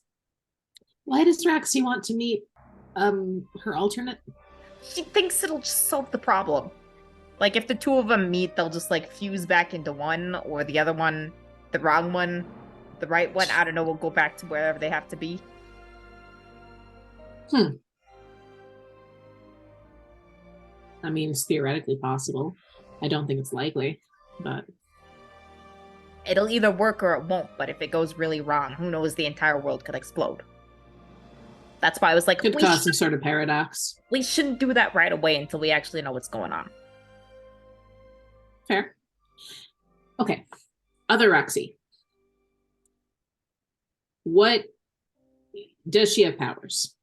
No. Okay. And it is or is not the Roxy from the alternate universe as far as you're aware? It didn't even know there was something wrong with Roxy, so I don't think so. That makes this more complicated. Confusing. I think that's a fair assessment, yes. I would be concerned if you were not. I try to be easygoing, but I think this is like, there are certain things that are just a little too hard to just go with the flow with. You're doing pretty well considering. Of course, it's Halcyon, and there's a baseline level of weirdness you gotta get used to live here, but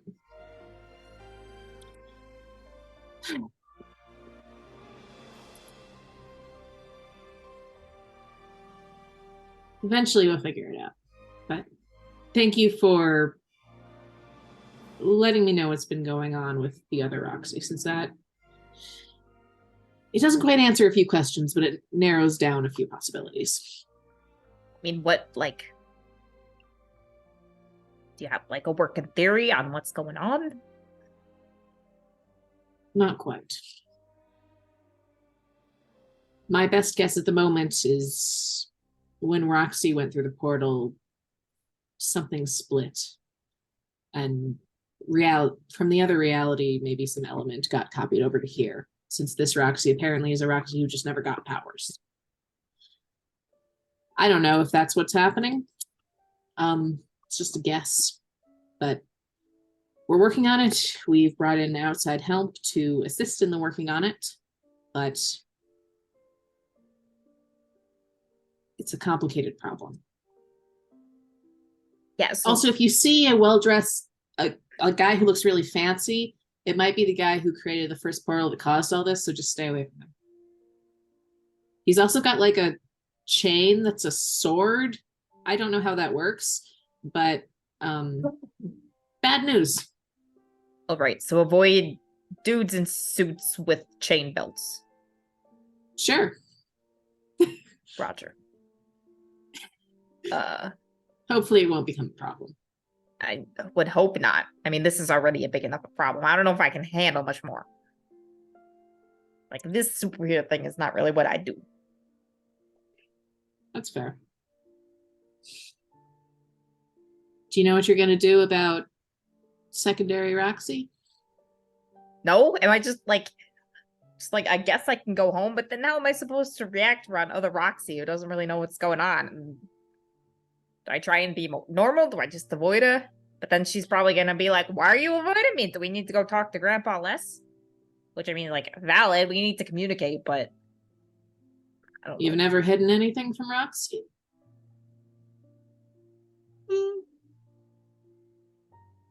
Nothing that would make me act weird around her. If I'm specifically keeping information about her from her, then that's a whole different story. As a character, I don't know this, but as a player, I'm just like, I know. Yeah. We so badly want to call him on his bullshit. You lying little punk. You don't have mind reading powers. Damn it. actually, Yeah, she does. I do. Are you gonna Oh. read his mind? Yeah. Yes, I am. Okay. Are you just trying to get like surface level thoughts? Yeah, for now. I can roll for it if you like. I mean, it's just reading his mind. It's not like he's right in front of you. It's not like he doesn't have any sort of like fancy mind shielding. Whatever. Just reading his mind. You're just reading his mind. No worries. Yeah, just casually. Just casually, just like Casual flipping through mind the reading, it's fine. just like flipping through the personal mental tabloids. It's fine. Yeah. Scrolling through his feed. It's been so long since we've actually done superpowered stuff. I have forgotten everything. Forgotten all of your powers and how they work. I currently have telekinesis and telepathy. Yep. Gosh. Okay, so like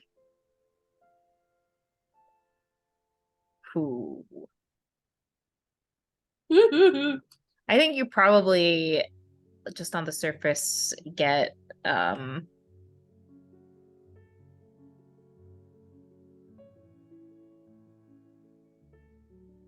just like, yeah, I've kept things from Roxy, but that stuff isn't about her, it's about me. And that kind of thing. Be like, she doesn't need to know. It's better this way. What am I gonna do about a second Roxy? He's a simple man with simple thoughts. What? Confess my guts to second Roxy before she magically disappears. There's no guarantee that'll stay secret. Well, act normal. Gives him a shit-eating grin. Did you say that out loud or in his head?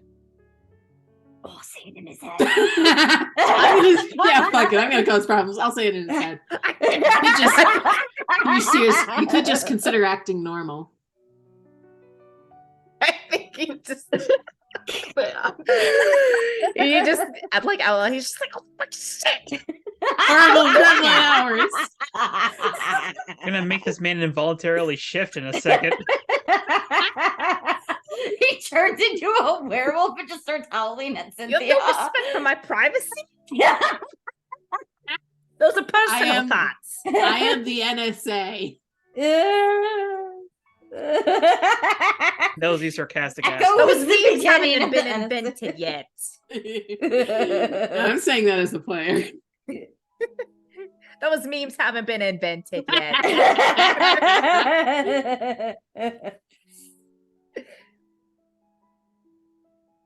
She just smiles sweetly.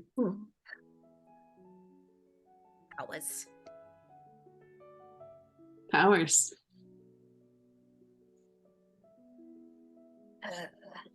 Okay.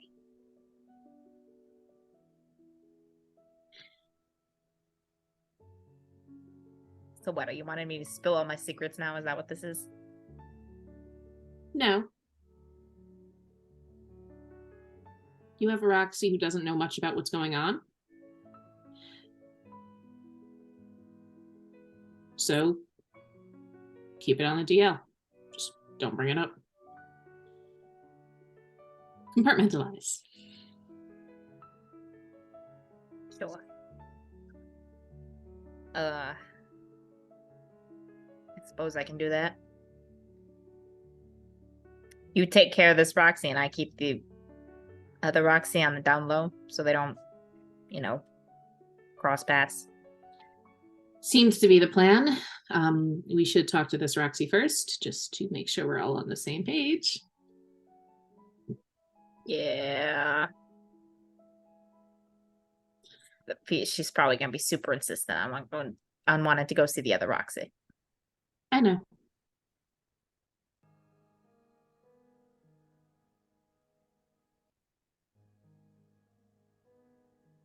Do you have any plans on how to mitigate that? Usually I just talk to her. She was also super insistent on wanting to go talk to the press back when they had the thing on her. That wouldn't have ended well. Right. Nope. Most of her usual initial impulses don't or wouldn't. I mean, Sometimes they do. Sometimes they do. Yeah. She's got a good heart. I know. Yes. Doesn't remember anybody having powers, but he remembers that incident with Roxy. Hmm.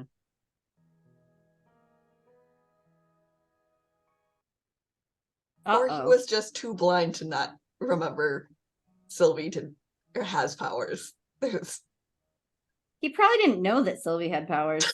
I don't think Roxy's explicitly said that Sylvie has powers.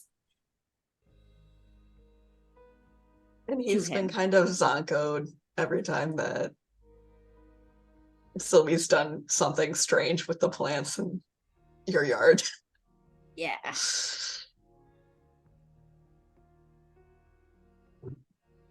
But who knows? So, do your best to play it cool. If you run into issues, sometimes discretion is the better part of valor. Call it a day. Walk somewhere else. If you're lucky, she won't ask.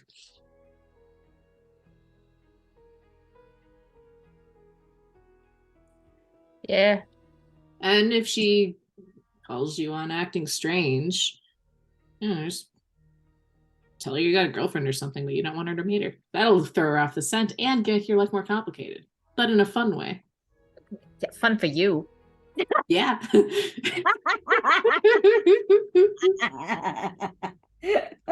I was really thinking this conversation was going to help, but I'm feeling like this conversation isn't really helping me. What do you think would help you most right now? Knowing this Roxy isn't going to run off and do something stupid that possibly explodes the universe.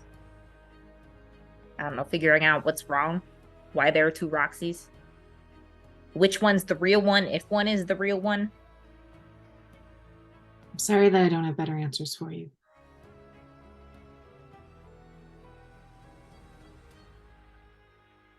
Yeah, well, hopefully we can, get those answers soon. We're working on it.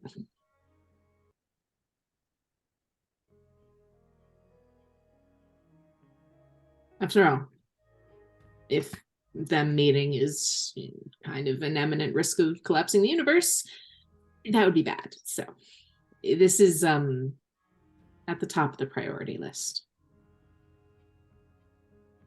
Right. Okay. Well, I guess given that, I should probably get home. Make sure the other Roxy doesn't run off somewhere. Does the other Roxy know any of us?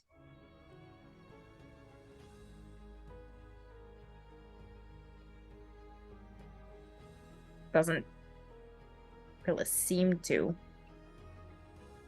Well, that makes things easier on your end.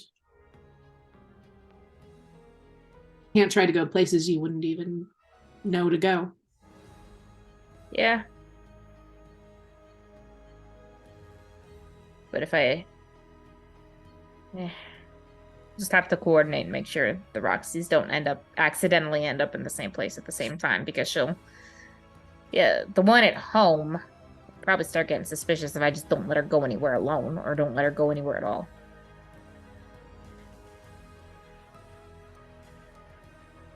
How about this? And Cynthia's probably, I don't know. She'll bring it back to the apartment and rifle through some of the drawers in like her room, and she pulls out one of the sort of spare communicators that she has to give to people sometimes. Mm-hmm. Hands it to him. If Roxy decides to try things, this Roxy, that is, I will let you know. And if your Roxy starts doing strange things, if you feel like you're backed into a corner, give us a call. He'll see what we can do to help. He'll pick up the communicator and look at it and say, "Well, all right." That doesn't have an incredibly long range, but as long as you're reasonably within the city, it should pick you up. Good to know. I feel like if we do end up going anywhere outside of the city, that's probably going to be safer than just wandering around here. Probably. Maybe I can convince Roxy to go camping. Doubtful. Is she a camping kind of person? Not really. Well, keep us updated. We'll do the same. Okay.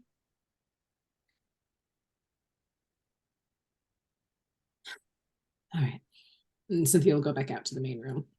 Yeah, I think Tony will start to make his exit from the penthouse. Sylvie Cynthia will wait. kind of.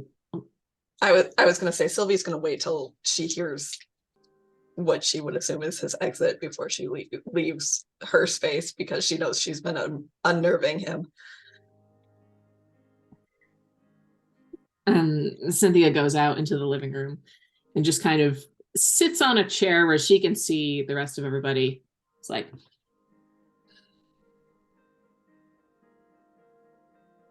looks at Roxy. If you come face to face with your alternate self, there's a possibility the universe might explode. I mean, but like, what is your basis for this? Because like, I feel like we don't know that. That's just like a really theory. That's like the brain parasite theory. We don't like, know sure, anything. it could happen, but you know. But that's the problem. We don't know anything. So testing it without taking any sort of precautions or thinking about it or considering how it might go wrong is But what if a that's bit where risky. the timeline diverged, and then like the only way to get the timeline back for Sarah is for me to merge with myself? Where's your basis for that? Same basis as you. I think the safest course of action is to keep the Roxys away from each other. I would agree with that. I think it's something we should keep under consideration. I don't want to say no, because there is a possibility you are correct. But there's also a possibility I am correct. And until we are more sure of what's going on here, I don't want to die. How do we even research something like this? Could we potentially Yeah, I mean, like, take how will we know until it happens? hair or blood samples and combine them in a controlled setting? See, that's a plan that might work. To see if they react to each other in that kind of setting. To start? There might be differences between You better call living Tony and get tissue it. versus keratin and such, but Well, it's a good first step. Yeah.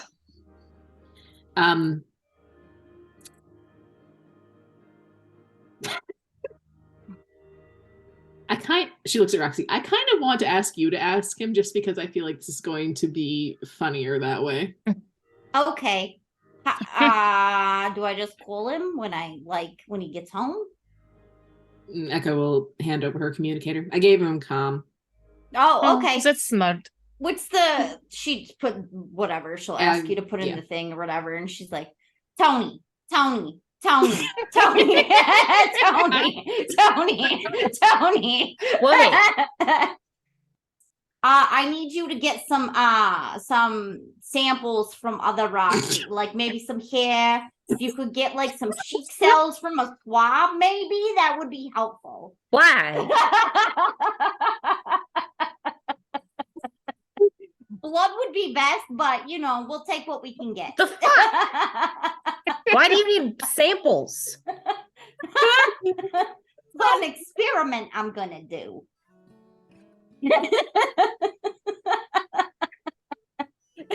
I don't trust this at all. Explanation. No other explanation. Just an experiment. It sounds like a terrible idea. We gotta see if they're the same. What if they're different? Great, I guess. I don't know. I don't. That's not great. It is if it means the world's not going to explode if the two of you meet. And Ma and Dad didn't tell me, and somehow they kept it a secret this whole time for both of us. You probably think they would hide a whole other person from you. I mean, considering how big our family is, numbers aren't the issue.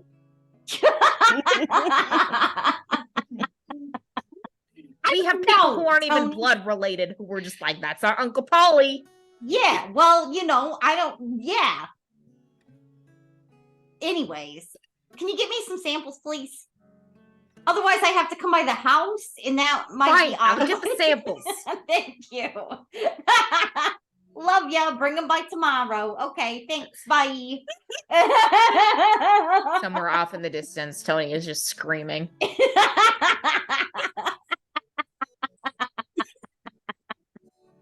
That was fun.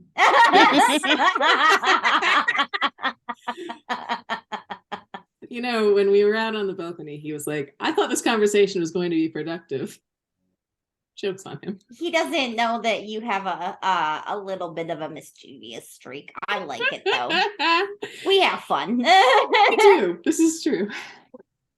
I'm slowly learning Tony doesn't know a lot of things. Yeah. I mean, also, I miss his suits. I'll be fully honest. We could always get you suits. We could. I'm working on that. We could tell Tony that she thinks suits are really sexy, then she steals his suits.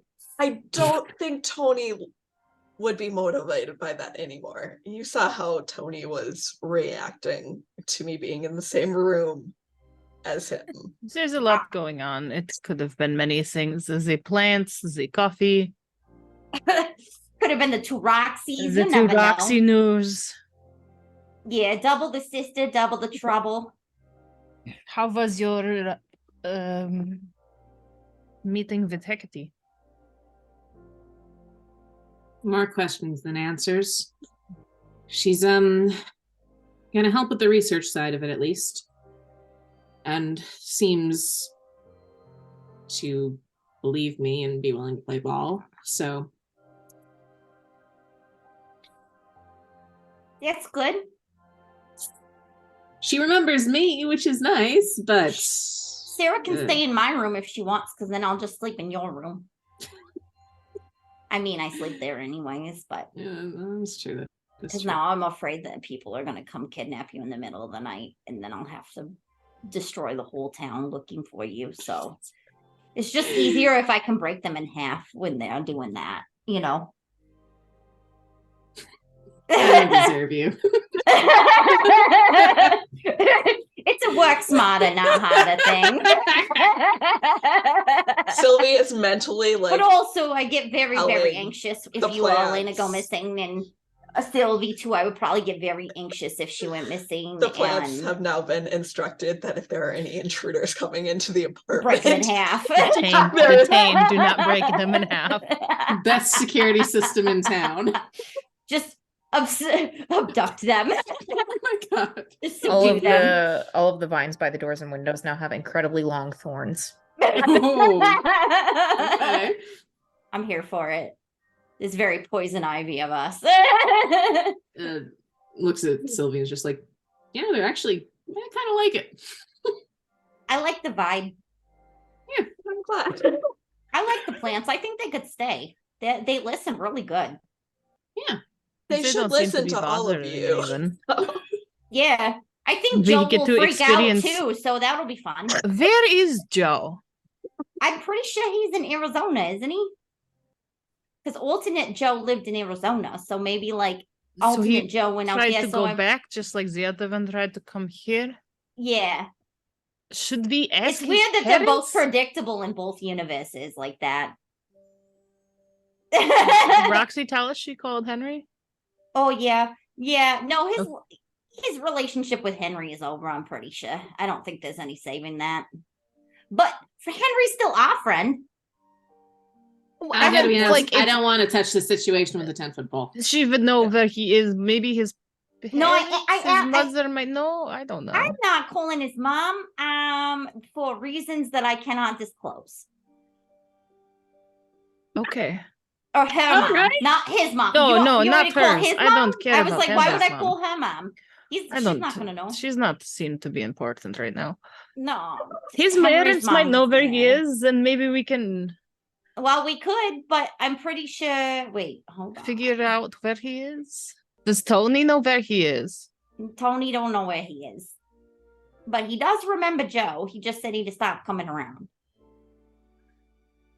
There's a Okay. non-zero chance Joe would be on the move and hard to contact directly. So I'd agree with Elena. Contacting his parents seems like if they don't know, it's at least a box we can cross off. Well, we know where to find his stepdad. He worked at the volunteer place. The things that I wrote down. Well, we Many, have many- a phone book, don't we? What's his many what's moons his dad's ago. last name? Does anybody know? Sam Kirby. Oh, Kirby. Yeah, like the vacuum.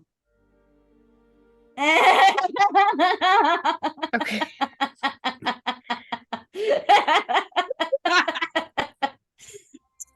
So maybe we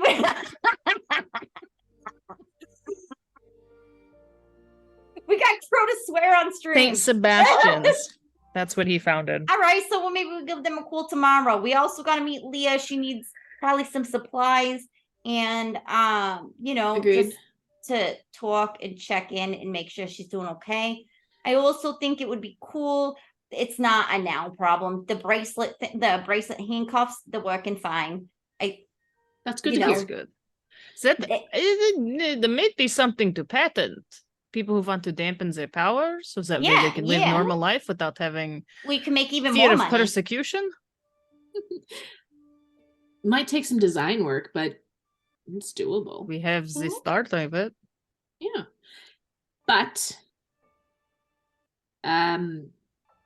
it's the sort of thing to be careful about. I don't know if I'd want to actually market this kind of thing. Yeah. If we can Without start it, we maybe- can like We could sell it to the government. no. No, you're right. No. That's wrong. Yeah. Maybe like a background check situation. People you might know, or even Joe's stepdad might know heroes who are supers, who's the only one to be supers. Well, what we should really do is start a superhero But first academy. we have to We find gotta get like the bracelet so that they can hold their powers when, like, you know, like the camp, but not abusive and bad, but like where we teach them how to use their powers good, you know, and so that they have control. We'll start a school. Start a superhero school. just buy a small mansion. A small estate. Need more of like a medium Is Elena estate. Yeah, we would need Professor X? we would Who need a knows? medium, Yeah. medium estate. Probably buy some place in upstate New York. Yeah, we're Uh-huh. already in the state. It's fine. Just go up. Yeah, yeah. Hmm. I mean, it's a possibility, but I do think we should resolve the current issue first. Yeah, no, I'm thinking way Figure for the out where future. Like Joe when we're is. grown ups and stuff. Like I mean, like I know we're grown ups, but like you know, like Figure out Hecate, how he's a to grown-up, undo the grown-up. last few months of our lives. Yeah. Elena, we should also probably go talk with your We have parents. to go home. Yeah. Yeah. It is late. What is the Tomorrow situation over there, by the way? We should have a slumber party. Oh boy. we stayed put. Natalie convinced us to stay put, and then Oh, However, I had Natalie looking for 2 individuals who do not exist. Well, they might exist, but They don't know you. yep. And have no idea what I said to one of the few people who have fully taken care of me since. Well, just tell her the How truth much- that we got stuck in alternate dimensions. Yeah, Natalie She's knows. aware of the superhero She side of it, right? Yeah, It's easy. for the most part. Not Our specific identities besides she just Yeah. like gestures to Roxy. Yeah. Is Eh. there anything that we can do to help? She says to Sylvie. I do not believe so. I think this is something that I may have to sit down with Natalie and discuss on. All right. Well, if it does become something we can help with, or if we just want moral support, We Let us have know. communicators again. that's true. That's Thanks, true. tomorrow, fucking do God. do I we know, want to right? do 2 team? One team contacts the Kirby's, another start Tomorrow, collecting because it's late Roxy to and- call it's them, late, isn't it? yeah. Mhm. We should probably go to bed. collecting Roxy DNA to test, Tony just Well, gonna bring Tony's it on by. that, but He's gonna bring Yeah. it by but that way you can. because be he's here to afraid I'll test come it. over there and get it myself. I am too. might end badly. I am too. That's valid. Hmm.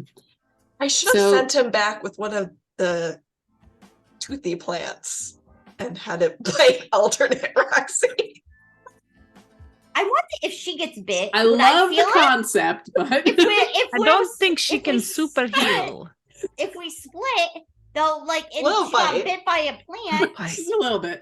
then like I would I just split too? watched Little Would that Shop of hurt Horrors. me? I don't think you guys are like tied like that. I don't know. Maybe I should. No. Oh, how about this? If one of the things you asked him for is blood, if he actually does that, then we can ask him how he got it and check if you've got any similar puncture That's a good marks, idea. wounds. But mine heal right away, so I don't know.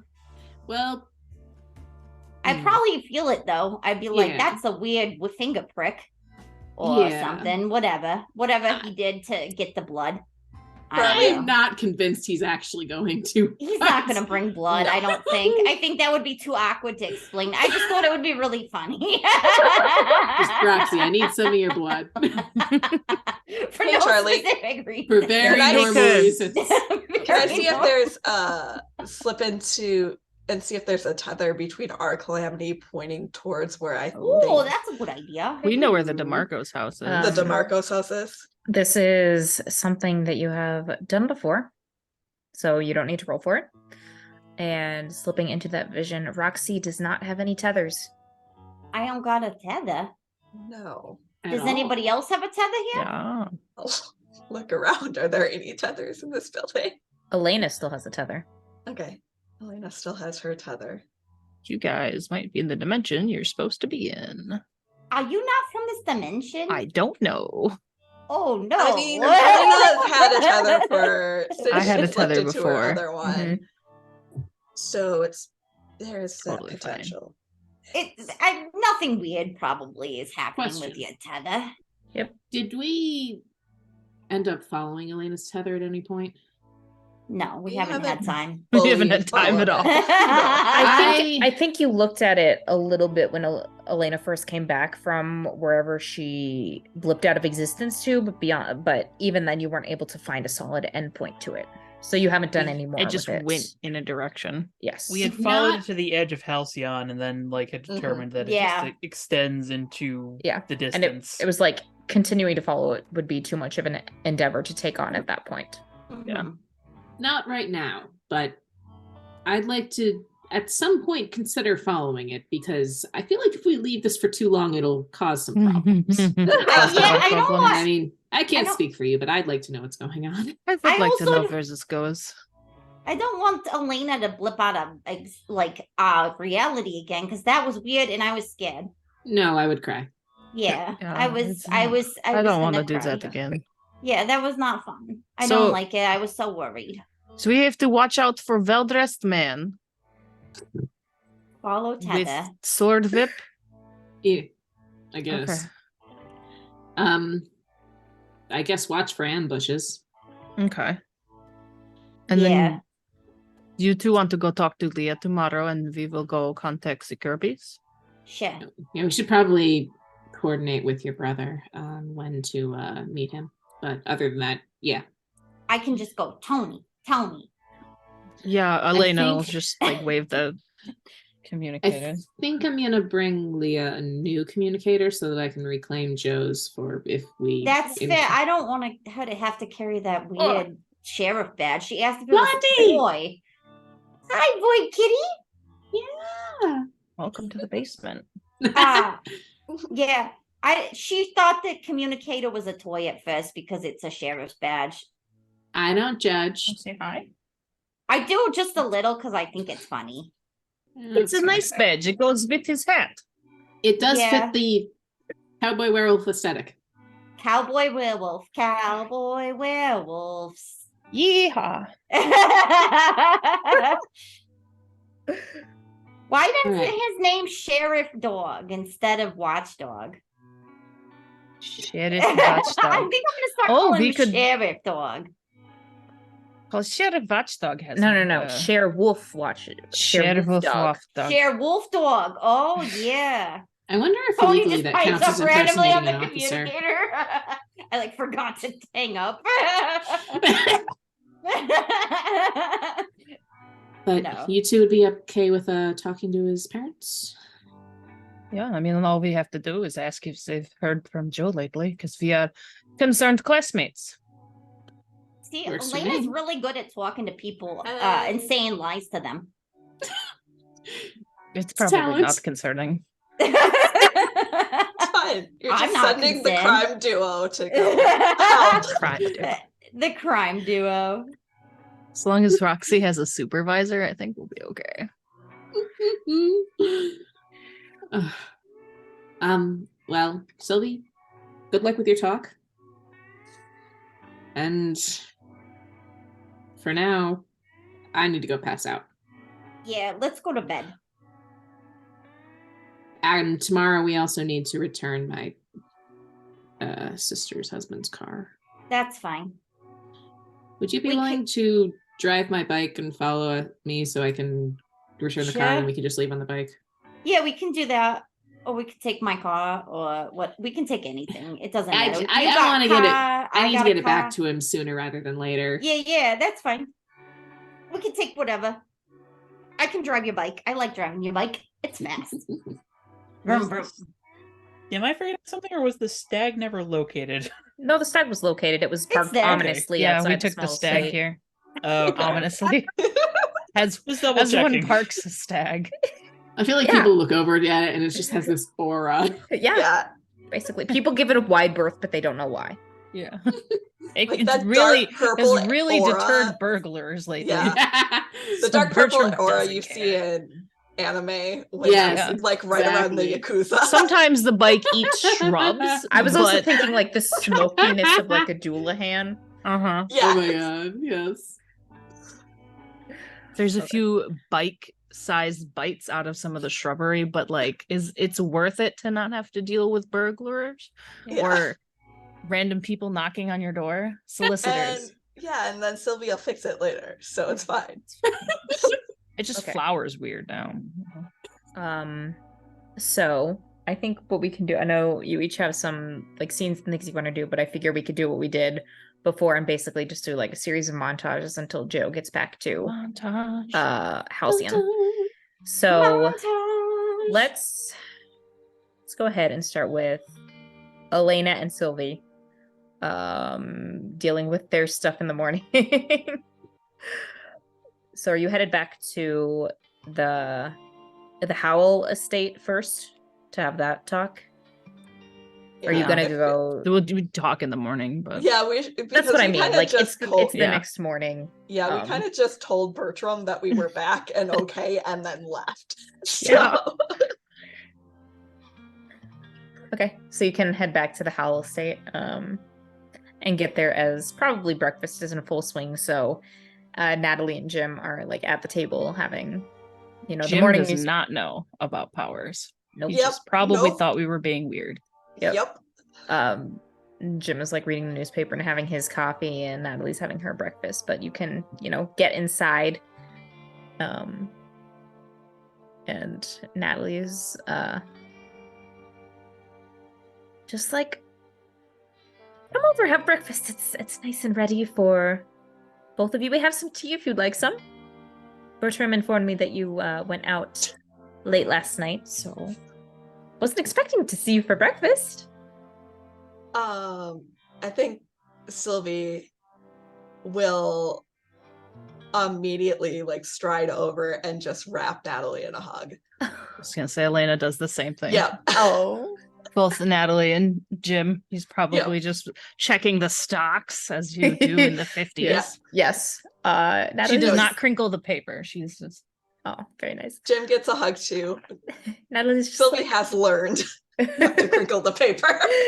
Natalie is just like, well, what did I do to deserve such a wonderful welcome in the morning?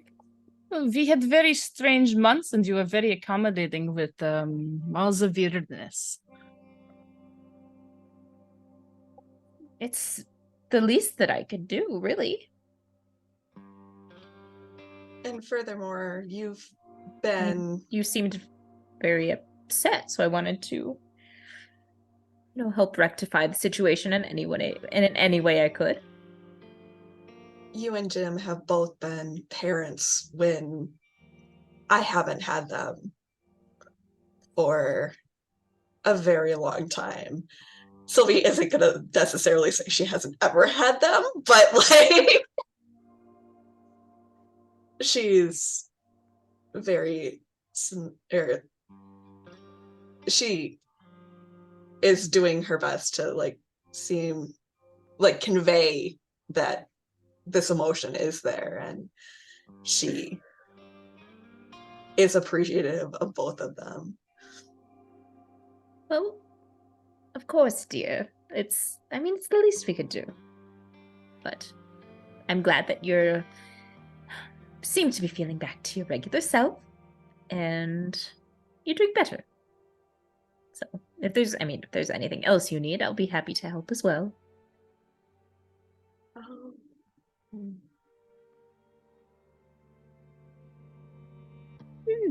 I'm trying to think. For now, everything seems to be okay.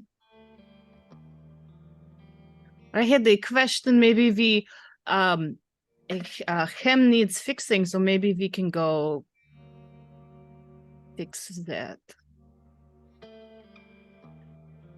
We have a couple girl-esque fashion questions that we yeah. thought you might want to put some input into later. All you have to do is ask.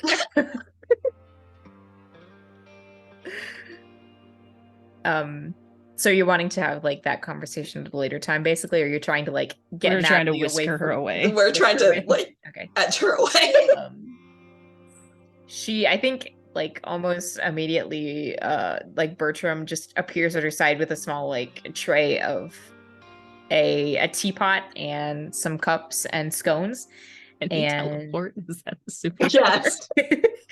And Natalie's just like, oh, thank you, Bertram. And she'll take it from him and start, happily making her way up to her studio. Sewing room, whatever you want to call it. Craft room. Office. Conservatory. Yeah. Yeah. Her lair. Her wing. Lair. Den. Yes. It's at this point, it's like a whole wing. The nest. The nest. Yes. Sylvie will follow along and slowly, like, nourish the plants that have not been paid attention to They've been watered, but that's not enough for these plants anymore. They haven't been paid attention to by Sylvie's unique abilities. They look sad. And then they're revitalized, and it's great. I have a feeling that Jim is the only one in the house that doesn't know Sylvie has powers. He doesn't know Elena has powers either. But you can, get up to her little studio, which is full of fabric and sewing machines and tables and dress forms and anything you could ever, sequins and glitter and all that fun stuff. But there's probably a side table that Natalie will set down the tea tray on and start pouring some glasses, or like cups of tea, and she'll take one for herself and sit on her nice little comfy stool and take a sip. And there's probably a couple of other chairs in there for the two of you to sit on as well. And then she'll say, "Okay, now, what are these new projects that you're thinking of?" Elena takes a scone and a seat and just catches her up on the weird alternate dimension. Natalie gasps and oohs and ahs at all of the appropriate times. Yeah. And now we have two Roxys, which is weird. We don't know where our friend Watchdog went. You made him the cowboy uniform. Yeah. Oh, yes. She does not out anybody's. Besides Roxy, because He really appreciates it. And Certainly Echo's sounds like mentor quite the does not journey. remember that we left, and it's all very strange. Fortunately, Does- the two of us didn't seem to go anywhere too far. No, I mean, you were... Echo found a safe place to stay as well, so everything... You were wandering a bit downtown, and it, I think, had been gone for a day or two, but sometimes you stay at the penthouse, so I wasn't initially worried too much, but then someone had found you and was very confused since you were looking for people they didn't know, and word got back to us, and we, came and tried to calm you down and settle the situation, and luckily I was able to bring you back here to at least have a place to stay and relax, so we knew you'd be safe. Well, you were very concerned about where your families were. They existed over there in a different form. In any form, in my case. Well, I hope that the two of them are content and happy being back home, and I'm glad to have the two of you back. Now we just have to get the other Roxy home. And I don't know, find Watchdog. We have to call some people about that. No, yeah. Gotta see a man about a dog. Well, I mean, if you were able to find each other again without powers, then I'm sure reuniting here will be a piece of We're cake. hoping he is coming back here, but we have no way of knowing yet, so. They're going to check in with some mutual contacts. Yeah. Roxy, the contacts Roxy has not seen him. So they will just have to dig a little deeper, which will be fine. Now we are all caught up.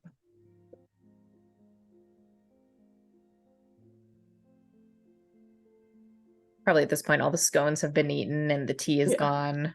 And it's just like, that's quite an adventure. A bit exciting, but also terrifying. I couldn't imagine what it'd be like to just wake up in an entirely new world where nothing makes sense. It was an experience. At least you had each other. Not at first, but we did find each other, which was very fortunate.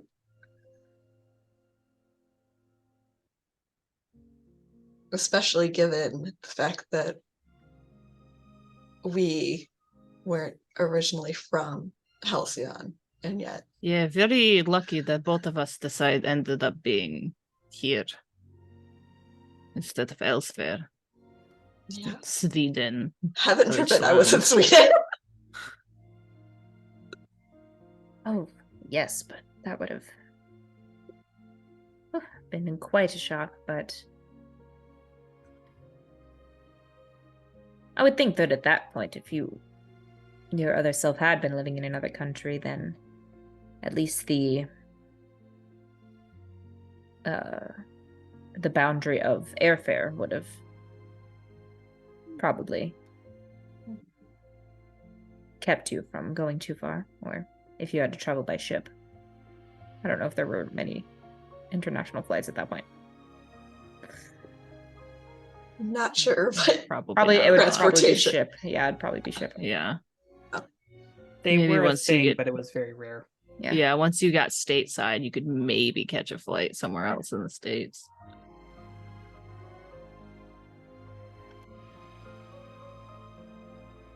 But hopefully that'll be the end of your Mhm. world hopping adventures, at least for a little I while. hope so. That was Hopefully. exhausting. Yes. And finding our way back was not the easiest. Can imagine, especially And if you just, were in a like, world click without your- powers. Click your heels together and Roxy shoulder checks a world into the hole into the world to go home. But now we're here and there are probably actual wizards. And she just kind of like looks at the curtains.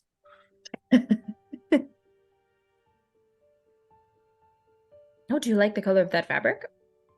Maybe I a new don't know, outfit? what color are they? What color is the fabric? We'll say it's a. Why not? To keep on brand, it's a nice, like, emerald green. Maybe. How did the cheer uniforms turn out for Seagull? They were excellent. The team loved them, really. All the new sparkles, sequins. Very Maybe on next brand. fall.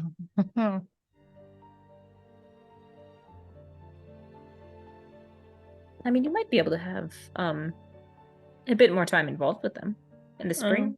In the Yeah. spring, yeah. She should redesign the football uniforms. Elena would probably never do Crop that. tops. Basically what they practice in, the practice jerseys. I have a new challenge for you should you choose to accept it. In the alternate dimension, I found that I really like suits. And my wardrobe is woefully lacking at the current moment. And Natalie just gets this little, like, star in the corner of her eye, and, like, from seemingly out of nowhere has a soft little tape measure that she pulls out, and she's like, challenge accepted. Any specific colors? The blue one was nice. Yeah, the blue was nice. I trust your judgment, Natalie. You haven't steered me wrong yet. The twinkle in her eye grows. Then I have some work to do.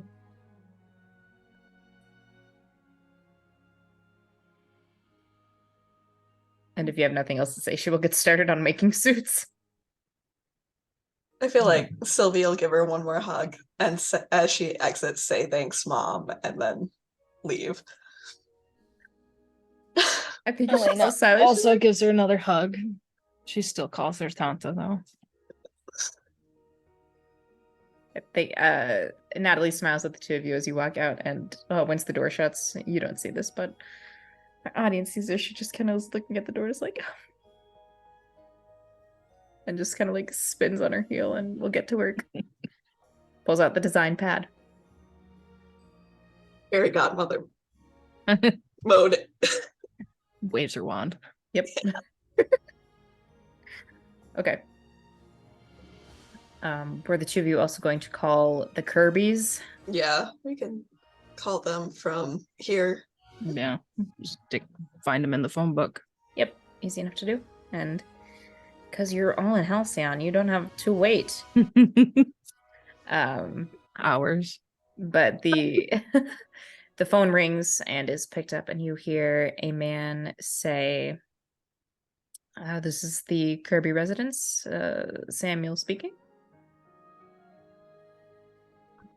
I didn't think this far. Yeah.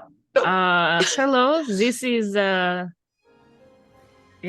I am classmate of Joe. We haven't seen him on campus lately. We were wondering if everything was okay. He breathes a little sigh over the phone, and he's like, Yes, everything is fine. Joe was on a little bit of a trip, but he should be returning soon. Oh, good. We were all worried about him. The cheer Thank you team so- really wants to give our star player cookies for returning home. Wait, what'd you say? Said the cheer team really wants to give, like, we're concerned and want to, like, give him welcome home cookies. So if you could let us know when he gets back. Emma says, sure. Do you have a phone number I could? Oh, yeah, Elena will give him this number. Do you ask for Elena or Sylvia, please? At the Howell residence? Sure. I expect that he'll be back in a few days, maybe 3 or 4 days, barring surprises, but we'll let you know when he gets here, or I'll have him call you. Oh, thank you so much. Thank you. You can hang up. Well, he I guess did we go can- back to Arizona. Yep. I guess we can radio the other two and let them Yeah. know, or let them know that he's on his way back. Okay. Before we get to that point, though, I believe the two of you were gonna go drop off the brother-in-law's car and then head over Yes. to pay Leah a visit. Mhm. Is there anything you'd like to do at Rebecca and Thomas's house, or is it just going to be a pretty clean handoff of like, here's your car, bye? Pretty clean handoff. Cynthia is doesn't know what her other self did in the last 2 months, and honestly does not want to. She's planning to not come face to face with her parents anytime soon. And Thomas is on thin ice as it is just for being Thomas. No, I'm disappearing. Ah, Okay. As boy, I GM. come back into reality. Yeah, that's, I mean, no qualms there. Rebecca is, glad to see that you're seemingly doing better and everything. Things are going I'm just well. like putting out fires. I can imagine. Let me know if you need help. I don't know what more I could really do, but Cynthia gives her a hug. she hugs you back. This is enough. Thanks. She'll pat you on your back, let you go. Heading off on the bike. Okay. You can get to the safe house where you left Leah. And head up and knock on the door. As they're going up, Cynthia just turns to Roxy and says, sometimes I wish the disasters just had better timing. Yeah, like it would be great if they could like schedule in advance so that Right? we don't end up with them all at the same time, because I really feel like it's just been like nonstop for like, I don't know, like at least a few weeks of nonstop. We had a pretty good summer, but like, I meant more. Feel bad that she got left in the lurch. yeah, no, that sucked. But when I talked to her yesterday, she seemed to understand, and well, she didn't fully understand because I'm not sure that I am good at talking about like, interdimensional travel, but like, she seemed to understand, and she's been, kind of getting along and staying here, and she said she wants to know if it's okay if she stay here for a while longer. Yeah, that's fine. And we can help her out more, but I feel like mostly we should just check in with her and like, stop by, make sure that she doesn't feel lonely and stuff like that, because I don't want her to get forgotten about. And I also need to call Henry and then have coffee with her later. Good luck. Yeah, you don't have to go if you don't want to. I'm just still going to be friends with Henry. I mean, it's not that I don't want to be, it's more that I don't want to make things worse on accident. Yeah, well, I don't worry about that as much. That seems... You seem less likely to. Really? You're very earnest. Yeah. I think that people find that to be settling in a way. Yeah, I feel like people like me because they know that they're gonna get what they see. You know what I'm saying? I don't really have any dark well, I mean, like, obviously I've got to be, superhero, but like, I don't have any like deep dark skeletons in my closets or stuff. You put people at ease. Yeah, I just try, and I also just like really want people to be happy. I just want the world to be happy.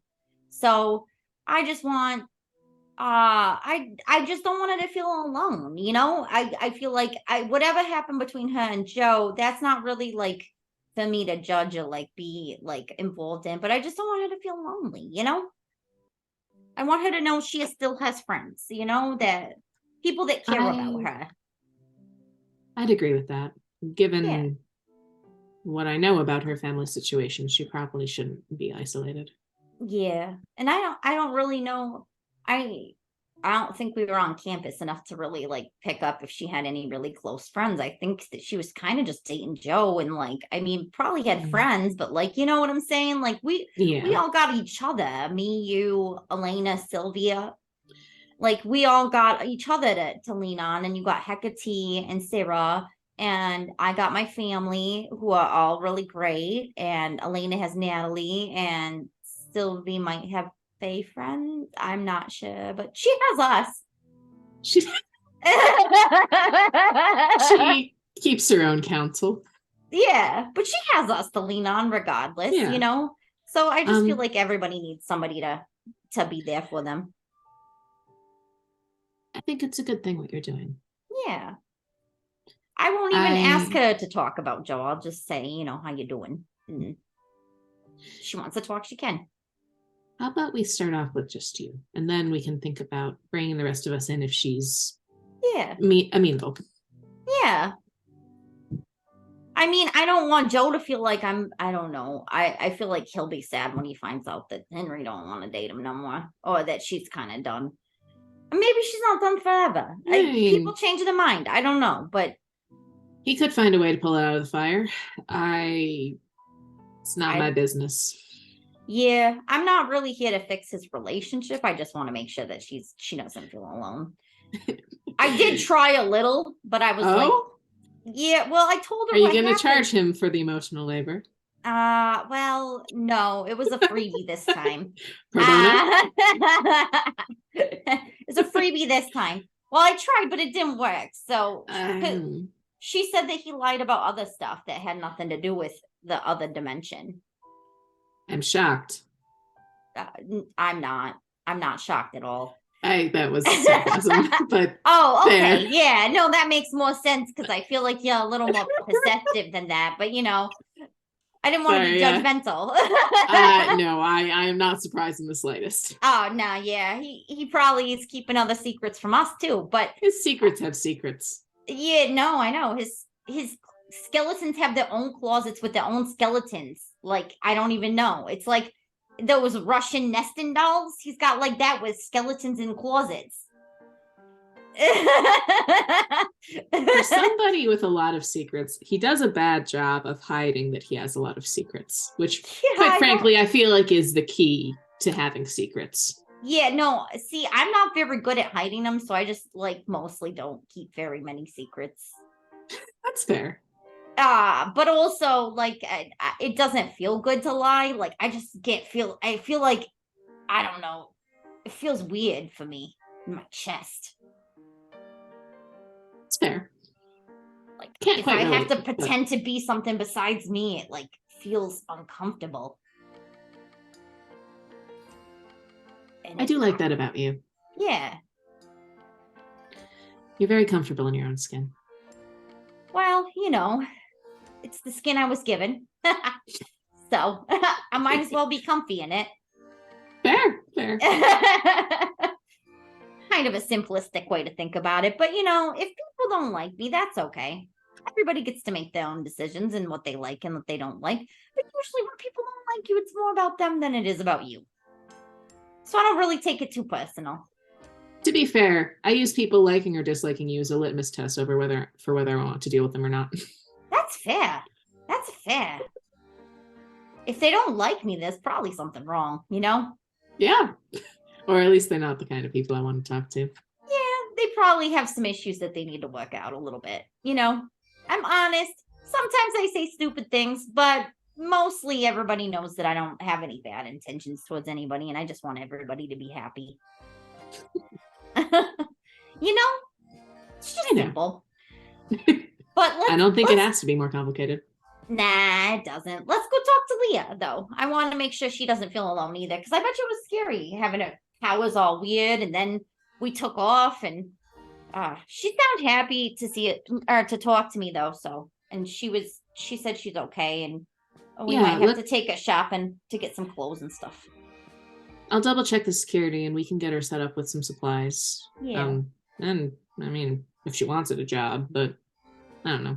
I'm the kind of person who always has to be doing something, but she's been working. She's took the bracelet and put it on so she can go to work. Mm-hmm. All right, fair enough. Which was pretty smart, if you ask me. You know, I'll take a look at it too. Yeah. See if I can make any adjustments if she finds it uncomfortable. She might want like something that's a little less conspicuous that doesn't look like handcuffs, you know? Maybe like a necklace or a bracelet or something, just something inconspicuous. If you can... That'll take a little longer. But... Yeah, I know. And I told her that it might not be a right away thing. So she's fine with this solution for now. All right. Yeah, let's go check on her. Yeah. Okay. You can head upstairs to the apartment. We knock before we come in. Because And- like, she knows it's Cynthia's, but she just wants to be respectful. Cynthia would not barge in. Somebody's living here right now. You hear the lock turn and the door is pulled open, and Leah is standing there. Hi. Hi. We wanted to check in on you and find out what supplies you might need so that we can get those to you. Yeah, sure. Do you I guess, I mean, this is your place. Come in.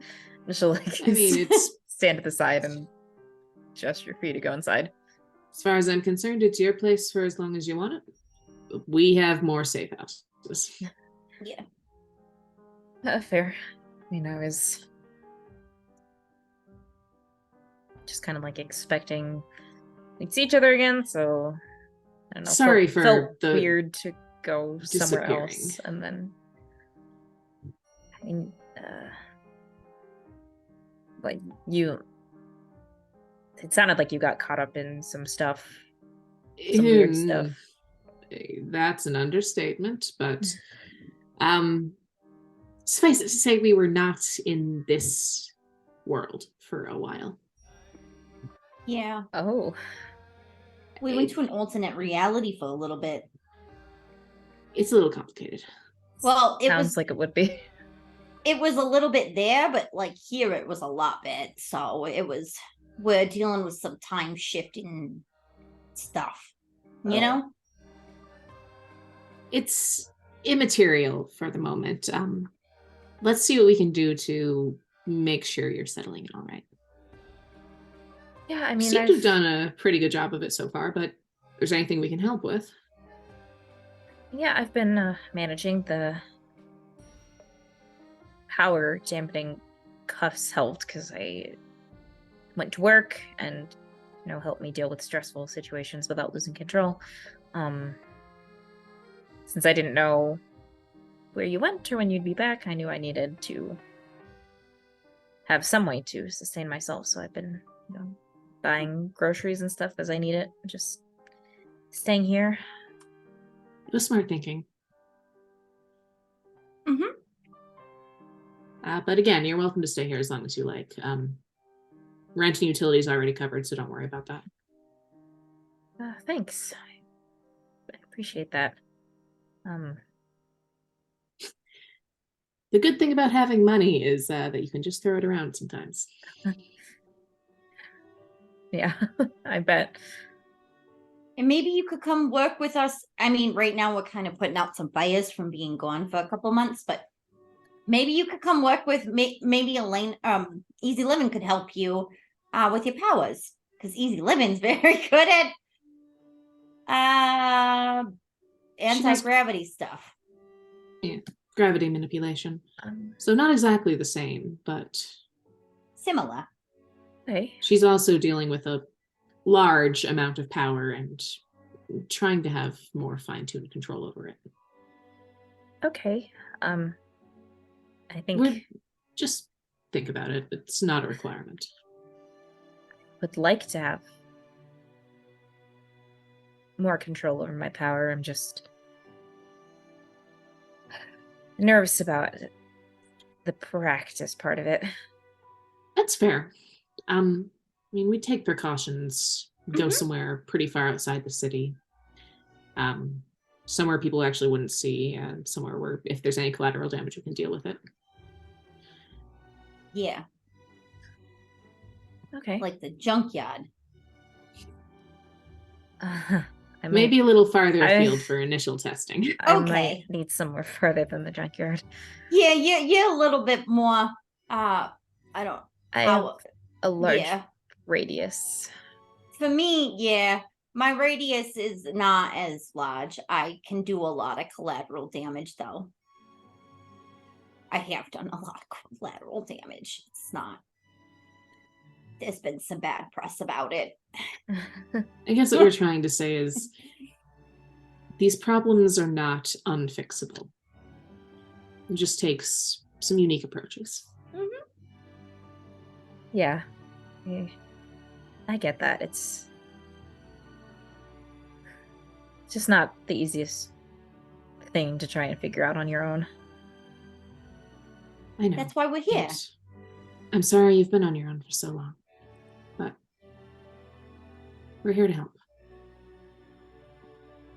Thanks. And then maybe someday you'll have such good control and you can help somebody else figure out their powers.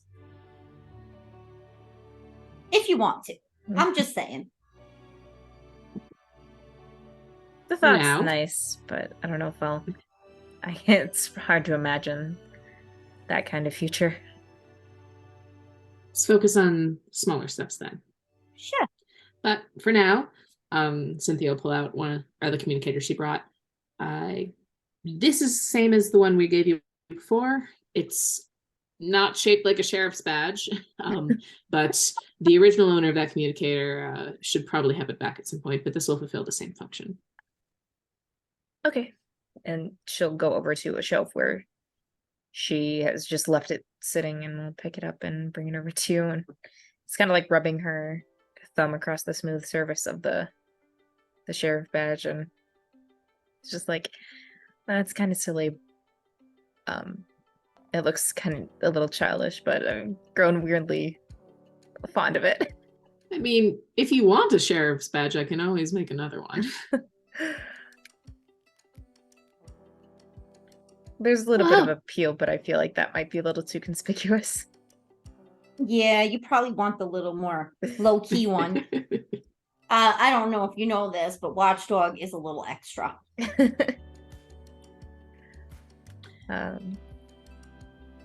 Like spends an unreasonable amount of time on his hair. Well, he's got a lot of hair. Yeah, that you'd think that would be the factor, but that's not the factor. That's not it. Picturing just a werewolf with like a pompadour or something. Yes, the beast. when he's getting all like decked out. I imagine that every time I say that Joe is extra with his hair. There is some deleted scene of this comic somewhere of Joe trying to pull off his hairstyle as Watchdog. Yes. I love it. Fan artists, get on that. Oh Let's Yes. go. Please. Make it happen. But Cynthia will get her set up with anything else that she needs and double check the security on the place just to make sure everything's in order. Yeah, there doesn't seem to be any problems. She is does say that it'd be nice to have a more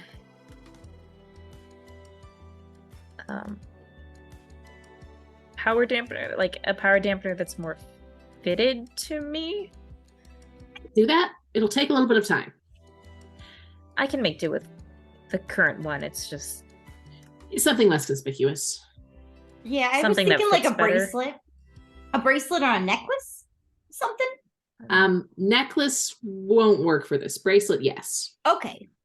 Even I like, don't know the technicalities of it. even if it's like a pair of, I don't know how it works if it needs like a circuit, but like closing a circuit, but like even a pair of bracelets that don't look like handcuffs would Sure. Yeah. work. We can do that. Have preferences on color? Preferably, it should look like something you would want to wear. Mm-hmm. Silver or gold would be fine.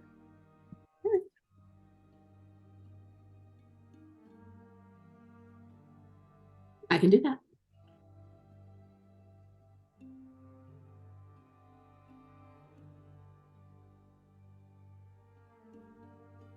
Unless she had anything else, then that's I all think had for she'd this. like probably watch you make a note of it or something, and then probably shift a little awkwardly and say, should I, I feel bad that you're just like doing this for me, so like pay you back for the components, or It's not necessary. Money's no real object on this end of things. So people in my life have reached hands out to me and done things without expecting anything in return at moments where I needed it. So just pay it forward sometime. Yeah. I like that. That's beautiful. We should do pay it forward all the time. okay, Then the world could be better. start a movement.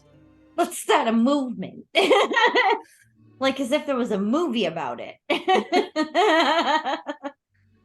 There might already be a movement in place. Okay, but yeah, that's the last that she has, so the two of you can head out, and as you step out onto the sidewalk, so your communicator probably dings, but as you're reaching for it, there's an explosion of smoke around you. Oh shit. And Roxy, I would like you to roll to take a powerful blow. Oh no. Depending on what you roll, I will tell you what you hear. Oh my goodness. Okay. Let's roll some- Ambush! Ambush. Okay. I rolled a 10, but I don't. What do I add to take a powerful blow? Conditions. Oh, no. So this is the one where you want lower? Mm-hmm. Uh-oh. Oh boy. Yeah. That's a 12 then, right? If you have two conditions marked, yep. Uh-huh. Oh no. Okay. That's unfortunate for me. Woo-hoo! They got me. So because of this, Had to do it to him. if you're okay with this, Uh-huh. I would like, instead of having you pick from the options, can I pick the result of this roll? Are you gonna pick pass out? No. Oh. Yeah, you can pick it. Okay. So what you hear as this white smoke explodes around you in a mini explosion is Unit 5214, conduct protocol Omega 14. And Roxy, your mind goes blank, and you start moving under some other willpower. And walk out of the smoke towards wherever these voices are coming from. That's so bad.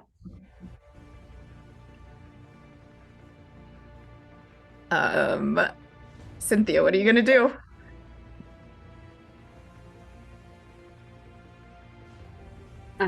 Fuck it. Going in the direction she did, because what the fuck is going on? Okay, I'll say that Roxy gets out of the smoke ahead of you, and is pretty much like not running but moving with purpose across the street towards a set of buildings. and is very focused. Definitely not acting like herself. And as you step out of the smoke, you probably hear voices say, "Got someone following, take her out." And I would like you to roll to take a powerful blow. Question. Yes. Did I also hear the unit 5214 thing? You heard Okay. all of this. I don't have conditions right now, so that is a 4. All right. That's You good. stand twos. strong. That still counts as a miss, so you still get potential Yeah. for that. Oh, hey, shit. So you feel something lodge into your skin and look down and see it is a vial of something that is injecting itself into your blood. Rip it out. Yeah. If I can. Sure. And yeah, no, I was like setting up the scene. So like how do you weather this? Do you just yank it out immediately? Yeah, pretty much. Okay. Shoot it back at them with telekinesis. I'll say like a little bit got in, so you can tell that if all of this had been injected, the effect would have knocked you out cold. Okay. Roxy's walking towards him with purpose. I heard the so it was unit 5214. What were the other words? Conduct protocol Omega 14. Ooh.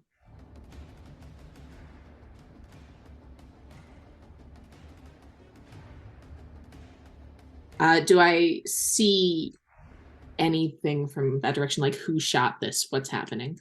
You can see there is a group of individuals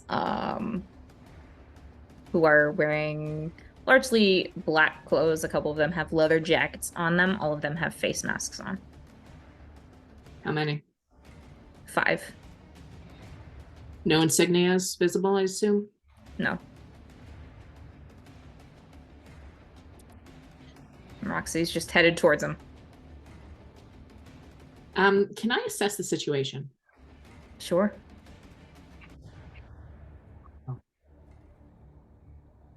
This rapidly got real. Yeah. Uh-huh. You better believe it. Oh boy. I'm excited. Okay. The consequences of using your moment of truth. Yeah. I knew that. Is it? Yeah. Okay. Are these the consequences of my own actions? Yes. Exactly that. Okay.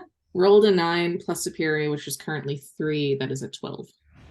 Alrighty, you get to ask 2 and take +1 while acting on the answers. Okay.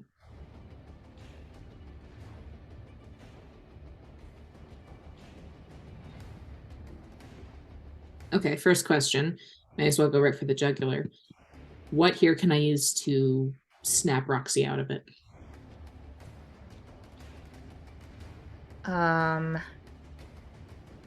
Probably nothing will snap her out right away, but to essentially like stop her in this moment, to hopefully get her out of it, inject that sleeper fluid into her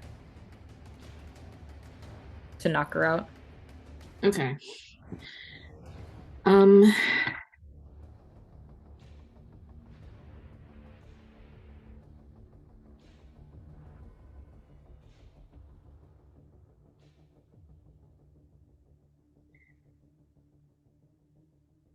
not sure if this is technically the same question, but how could I best end this quickly?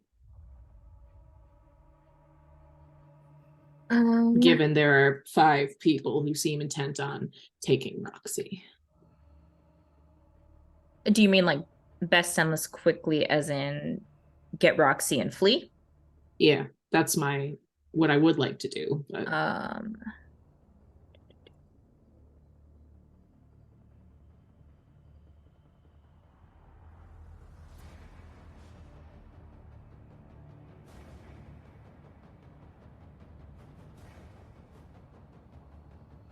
find a big distraction and strap her on the bike and get away, using your telekinesis to launch just a whole ass car at them would probably do the trick.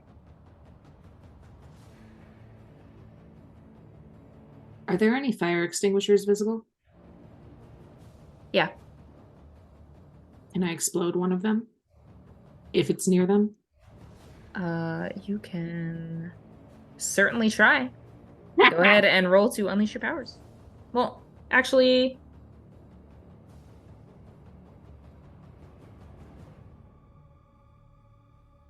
Actually, I'll say we'll call this directly engaging a threat. Do they underestimate me? Because of what I took in the last upgrade? I think they do. They're feeling All right. very confident in the fact that they have gotten Roxy to become submissive. So directly engage a threat, you said? Correct. Because of the upgrade I took in my last advancement, I get to roll with superior. Woohoo! And +1 ongoing. Get it. Good thing I get to roll superior, because that's... 5, 6, 7. If the +1 can be applied to that, that's a 9. If not, it's an 8. I mean, you're acting on the information to end this quickly, so it will apply. So on a 7 to 9, pick one.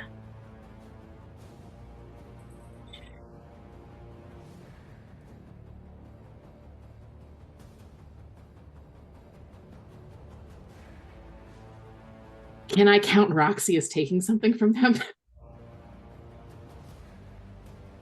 Yeah. I would say right now I'm a something. Yeah. So the Because goal she's would be kind essentially she's basically under their control right now, so. They probably don't think that I'm anything particularly special at the moment. So the goal would be explode fire extinguisher behind them, which those kind of go like, as far as I'm aware, because they're super pressurized. While they're distracted, jab the solution into Roxy's neck, grab her, and for as strong as she is, she's also pretty tiny. So. I am very little. You are. I'm very small. I will say Compact.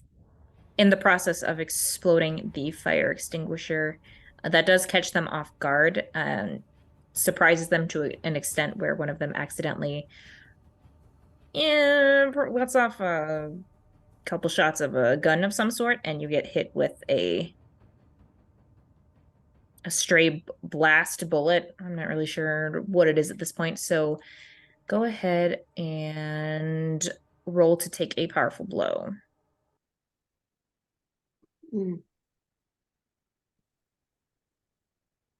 Don't have conditions. That's a 6. Oh. Okay. Another miss, another potential, and another you stand strong. Yeah. I don't think the dice have liked me this much in a long time. You do not. Because you're rolling low. You do not take any conditions. Says, say how you weather the blow. So where does the shot hit me? I'd say probably along your like right bicep. I imagine like you grab Roxy and then are going to inject this vial, and then it just catches you on the arm. Cynthia's been shot before. Powers through it, jabs running on pure adrenaline, jabs the syringe in Roxy and makes a break for it. Okay. You can throw her onto the bike and get on yourself. We are getting to the bike. We are not obeying speed limits. I imagined. They don't exist. As not. Let's see.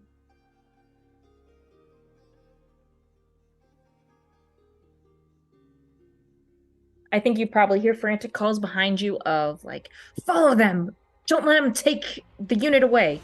We need to get it back. But you quickly outpace them on your bike and can lose them because you know these streets really well.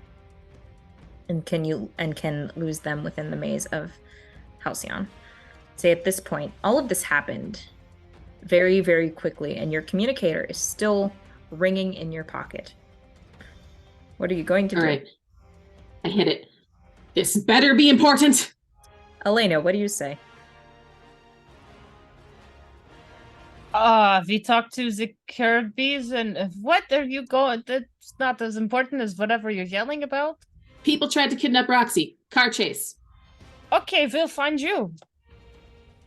I am coming to you, I think, or somewhere else. We're at the estate. Can you two meet us outside the city? Outside city? I think I've What lost them side for of the now, city? but- No, the junkyard. It's the meeting Junkyard. place, I Okay. guess. Classic Our junkyard. place. Um, Our place is the Sylvie junkyard. will affirm that, look at Elena and say, you take the bike, because Sylvie's going to go as a peregrine falcon to get there as Oh. fast as possible. I love it.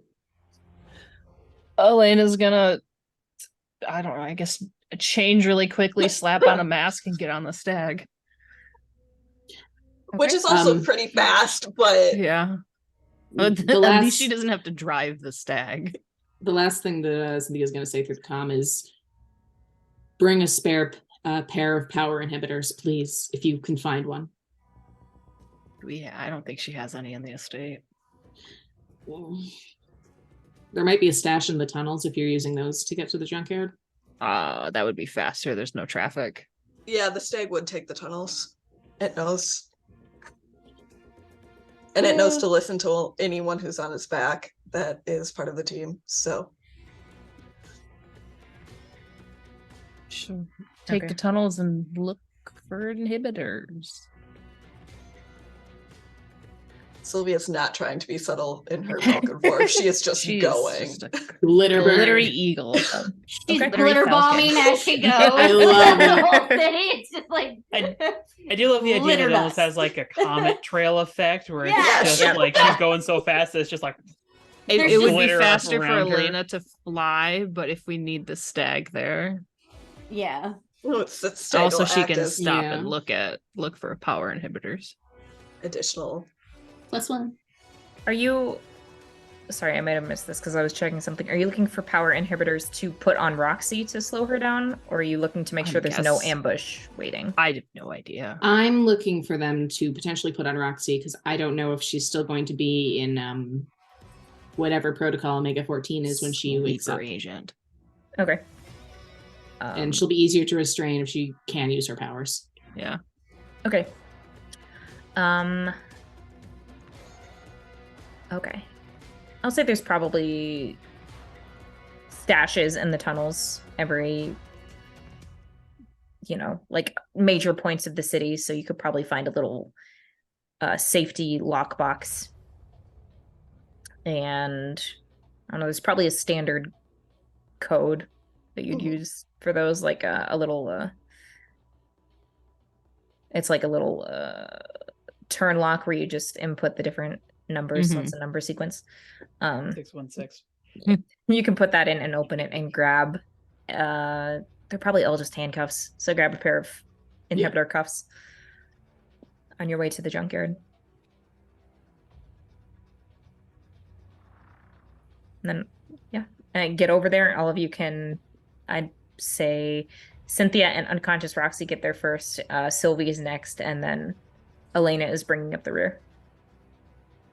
I think Sylvie shifts as soon as she lands and looks at both of them and is like, who needs healing first? Roxy is not physically injured. She's Well, just she's unconscious. unconscious. Yeah. Who knows? Yeah, we don't know that. What happened? It can wait for the moment. Do you have the cuffs? Yeah, toss him over. I put them on Roxy. Yeah, because there's no way to know how fast she'll metabolize that shit. We were coming out of the safe house and there was a burst of smoke and there were people and they said Unit 5214 conduct protocol Omega 14. And Roxy started walking towards him. There were like 5 of them, masks covered, no symbols. Do you think this is government maybe, or has something to do with the hairspray? If it doesn't, I would be shocked. One or both. They I point to the syringe that's still in Roxy. Tried to hit me with that. Well, they did hit me with that. Turned it around, used to incapacitate her. Blew up a fire hydrant and ran. Kind of looks down at her arm. Got shot. I might take you up on that healing. Sylvie definitely heals the arm wound. Yep, you can do that. That's fine. Thank you. It's been a while since that's happened.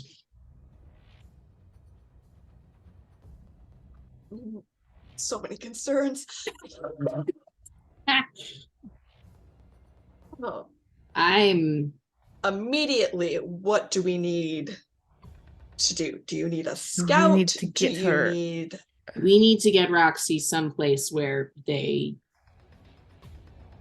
I don't know the particular method they use to find us.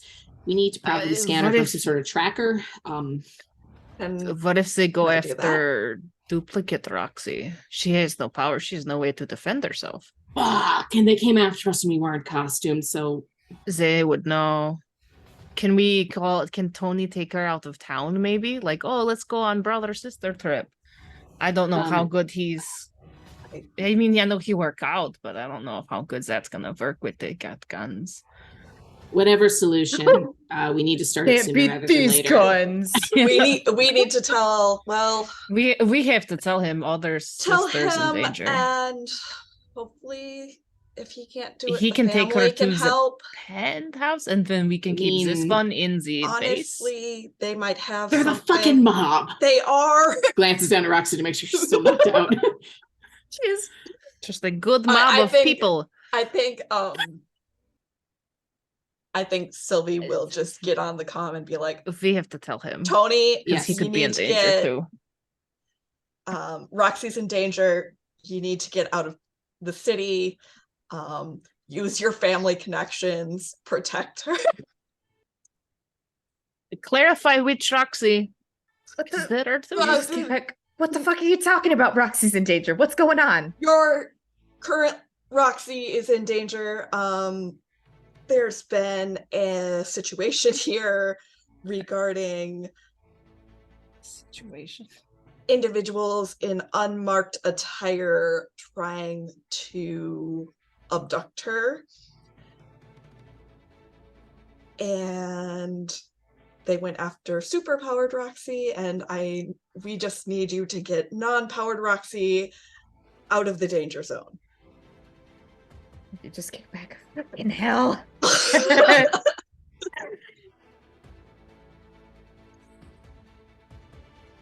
But I think that's a good point. Just stop tonight. I was gonna say, ask if I could scan regular Roxy for biologic or things that are not native to her biology. But that can wait till next week. No, I'll give you that. You do a scan of Roxy, and there is nothing out of the ordinary.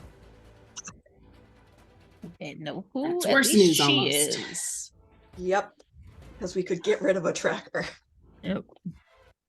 So how many days have we been back at this point? Just like the one? Yeah. It's just been one. Yep. Woo! Either they've been following us for a while. They could have been staking her out. Unfortunately, they attacked the wrong Roxy.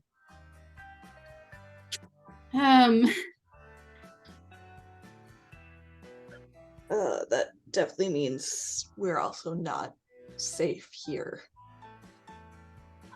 I wasn't in costume either, so I can only assume that. So, emergency protocols effective as of now. Yeah. I don't know when Joe's going to get back in town, but we've got bigger fish to fry. 4 days. 4 days. It's okay. The most. And we have no way to call him. He was on a trip to Arizona, I assume. I'm so Find glad a way you to all leave his communicator split with up. his parents, maybe. Hey, I did not choose this split up, okay? That is also true. I You figured it didn't. would be the most effective way to do all of this because we both had Yeah. 2 different things to go do. I mean, We logically, could- yes. You just weren't anticipating an ambush. We could leave communicator were in a his little bit- mailbox. Oh well, his parents might We see weren't this and be like, anticipating "What is this this?" and ambush. throw it away. We That's can break true. into his house. He doesn't live at home. Well, he probably doesn't live in the dorms either. Do you think Henry would be willing to play ball for an emergency? I don't want did to get talk her to involved. Henry. I feel like Henry That's is. fair. I don't think she has powers. I don't think we should involve her. Joe would kill us if Henry got hurt because. I think of we our can break into situation. his house and then put it in his room. It's a And then possibility. I We need to s- focus on getting Roxy out of sight first and then figuring out if she's still under the effect of this thing. How you doing there, Jenna? Yeah. You doing good? Oh no. Hey, There's a car. Stick her in the trunk of a car. You can't do that to Roxy. oh my God. Thank you for Cynthia's letting me first thought pick. is, Cynthia's thought that I don't know if she'll act on or not is Jenna, you're muted if you're saying anything. just trying to sort through what's going on in Roxy's head telepathically to see if she can find conditioning. But I don't know if she'll actually do that or not. So Well, you can think about that for next Yeah. week. Yeah. For now. Such questions. I'll start. Mine's fairly Whee! simple in comparison to everything that went down for everyone else. Joe definitely grew into his image of himself because interacting with a family he did not realize he wanted and a, for lack of better terminology, culture he didn't know he was a part of is starting to shift how he thinks about himself and his frame of normalcy. And I'm definitely going to shift mundane down and freak up because he's not as normal as he thought. We loved growth for Joe though. Oh yes, that's gonna start coming in spades here, assuming long enough Good to for Joe. see him advance. Assuming he as a doesn't get human being. murdered Yeah. by a cult. I guess I'll go All next according to Ken because Kaku. I know what Sylvie did. I'm gonna say grew closer to the team, but specifically she grew closer to Natalie. And the fact Aw. that she's like, I actually have parents for the first time in my Family life. here. So I don't know what to do with that fact, but I do. Well, she already has influence over you, so let's look at this. Also, I'm clearing hopeless. We have so many conditions right now. wait, how many are you up to? I was at 3. I had 3 last week. Yesterweek. I'll say shift mundane up and danger down. Can't. Danger. Condition. Hey, you get a condition. Yeah. Well, Hey, who wants hopeless back? do you have any No. marked? Conditions. Yeah. I just cleared hopeless and I have afraid and angry marked. I'll say guilty. Oh god. Well, that fits.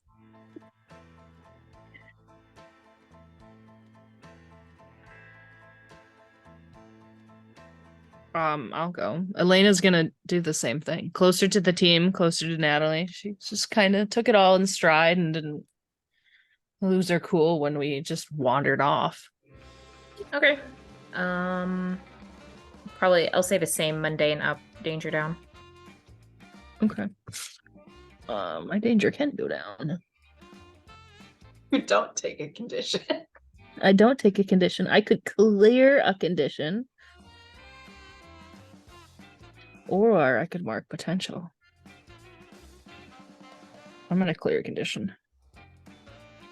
I am no longer insecure, but I'm still angry. I think I've been angry since day one. Yeah, I don't Yeah. think you've ever not been angry. I think maybe I lost it and then got it back again. All right. Perpetual anger cycle. I think Roxy is going to grow into her own image. Because she doesn't really know what's going on with this whole whatever thing. So that's going to be for next. When she comes next. back to her senses. Yeah. So I'm going to go with superior down and freak up. Okay. Cynthia is also going to grow into her image of herself. Seeing as she was attacked while in civilian form, not her specifically, but was implicated. But she did manage to get Roxy out of there. We're going to shift mundane down, savior up. Okay.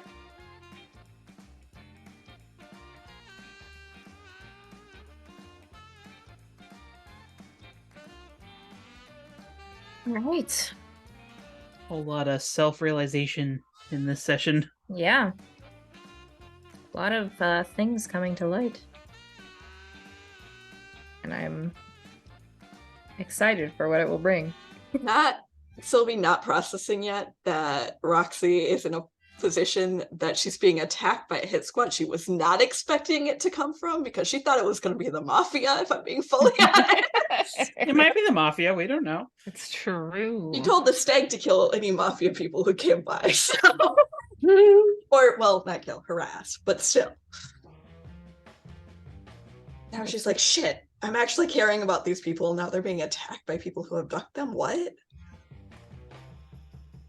It's strange how these things work. That's Damn Halcyon, these baby. human feelings. Cool. Well, thank you everyone for joining us this evening. Hope you enjoyed it, and I'm looking forward to see where this picks up next week with some new enemies and new insights into Roxy.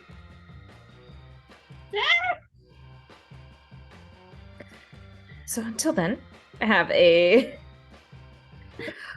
good day or week, whatever you've got ahead of you. Just have a good time.